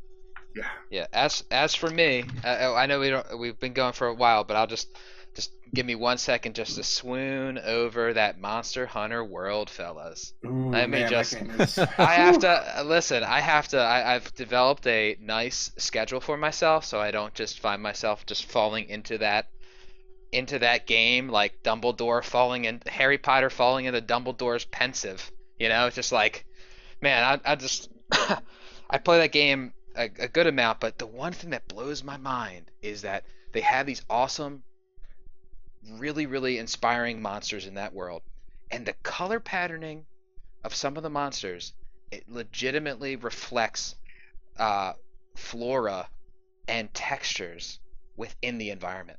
Like, that's awesome. Dude, it is like the next step for me, in the sense of just like, not only like kind of narrative storytelling, but creating a believable world, and doing it in something as simple as just like changing the albedo of the leaves to be the same color swatches as the character or the monster. So that to me is just like blew my mind when I saw it. I didn't realize what was going on until like I kind of immersed myself in that game and started just picking it apart. But there's so much attention to detail in that game, not just from the visual design of, also from the movement and combat in that game, and the way that you track things. It feels fairly believable. You're not going to have the most, you're not going to be able to automatically swing every single time a giant weapon. You need to be able to actually, build the force up to do that. You're not going to be able to dodge roll as easily as you would in something like even like Bloodborne. Where you just like dodge around and do whatever. This is like, no, like you got energy, you got stamina, and sometimes it's slow based off of whatever animation you're coming out of. That game is awesome.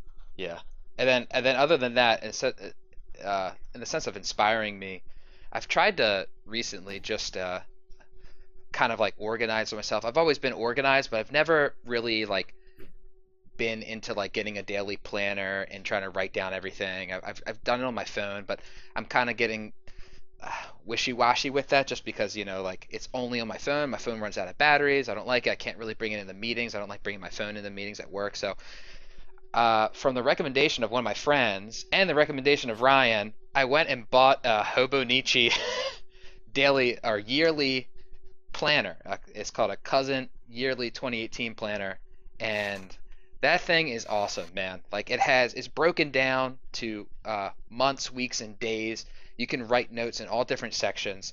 You get a cover for yourself. It has the little tethers of the bookmarks. So you go into a meeting, you pop open the day, and you start writing down what you need to do. And it's just basically heightened my efficiency, not only at work but at home. I just have everything written down now, and I feel just like I'm kind. It's less stress now to kind of like have something with me like that, where I just like keep everything going, and it allows me to kind of figure out, it's like, oh man, like, I have a little bit of extra time here, I can do something, or and I found that really helpful, just being super busy, and trying to get some Yeah, personal that's work cool, in. man. Getting that So- analog.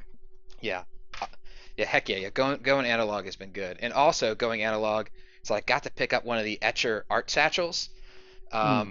The guys at Etchr are awesome, and they created this new art satchel that's waterproof and is fully customizable inside. And I'm a big traditional media guy. I love still painting and watercolors, and so I have a new messenger bag now that has a plate on the bottom that I can screw it into a tripod. I can go on the trail at lunch and paint studies of trees or a landscape study within an hour, and it's all in my bag that I take to work with my planner in it, and with That's awesome, man. yeah, it's fantastic. I'll have to put the link in the YouTube below, but these guys have really knocked it out of the park, and it's one heck of a bag. So That's awesome. yeah. That's fantastic. Real quick, because I forgot to mention the inspiring thing that I read this week. Yeah.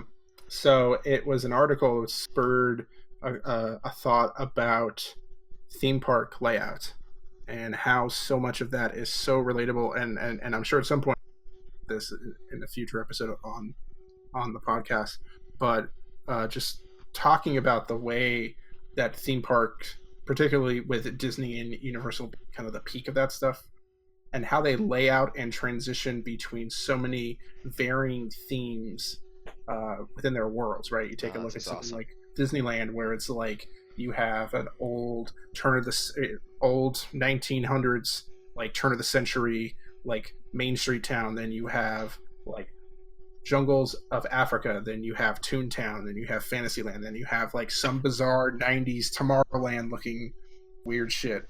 And how they blend all those things together and transition between the lands in those different hubs, and also obviously also the layout of that stuff, where it is all very hub based. Yeah. And in a way, it's like you can relate that back to so many games over the history of games, and it's really kind of neat. And as an environment artist, it's cool to then see like, okay, how do they transition between like Tomorrowland and Fantasyland? What does that gray area in between look like? And they always do something to like give you a nice kind of smooth transition, and it's done in a very like thematic and cinematic way that's very much kind of like, oh cool. And it's all stuff that's very relatable to what we do, as in those parks. You think about it, it's like you're moving through those spaces, you're having an experiential time with that, like being in that space. Yeah. And that's very much how a lot of games are experienced as well. It's like, hey, you're in there moment to moment. Yep. You can look around, you can see all these different things, and it's interesting to then see how they like lay that stuff out. So I'm sure we'll probably link it in the show notes, the actual article that I read. Yeah.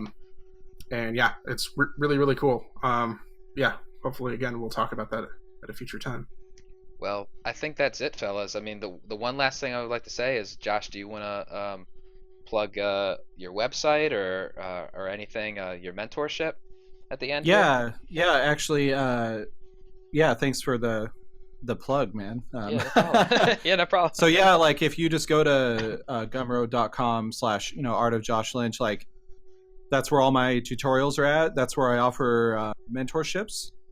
So Awesome. yeah, That's awesome, man. get out there and learn how to make some stuff. That's cool, dude. Yeah. But yeah, no, that's like a huge passion project of mine is cultivating that whole thing. So thanks for letting me plug it. Yeah, no problem. And Yeah, thanks man. again for coming to the podcast, man. Like it's No, just it's been it's an honor. it's yeah, no, it's same for me. Like it's really cool to be the first guest. So thank Heck you. Yeah. This Yeah. has been a very enlightening and pretty great conversation. Yeah, I think so, and I hope it helps a lot of people, both students and other, professionals alike. We all share the same struggles or have shared them, so don't feel alone. You're not different, or like it's only happening to you, right? So Heck yeah. yeah, Yeah, we'll have to have you on one other time down the line. I'd for love some to. student Yeah. stuff. Yeah. yeah, I'd love to. Well, all right, guys. Thanks so much right. for listening, Thanks. and thanks for doing this, dudes, and I'll see you All right. all next time. Yeah. Yeah, Thanks, thanks so guys. much. Bye.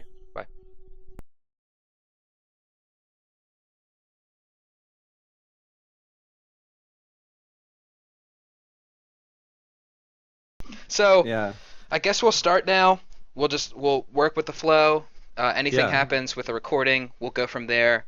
Everything on my end looks good, so I'll apologize in advance if for some reason I contact you guys and say it didn't record. But I think we're good. Okay. I'm so sorry.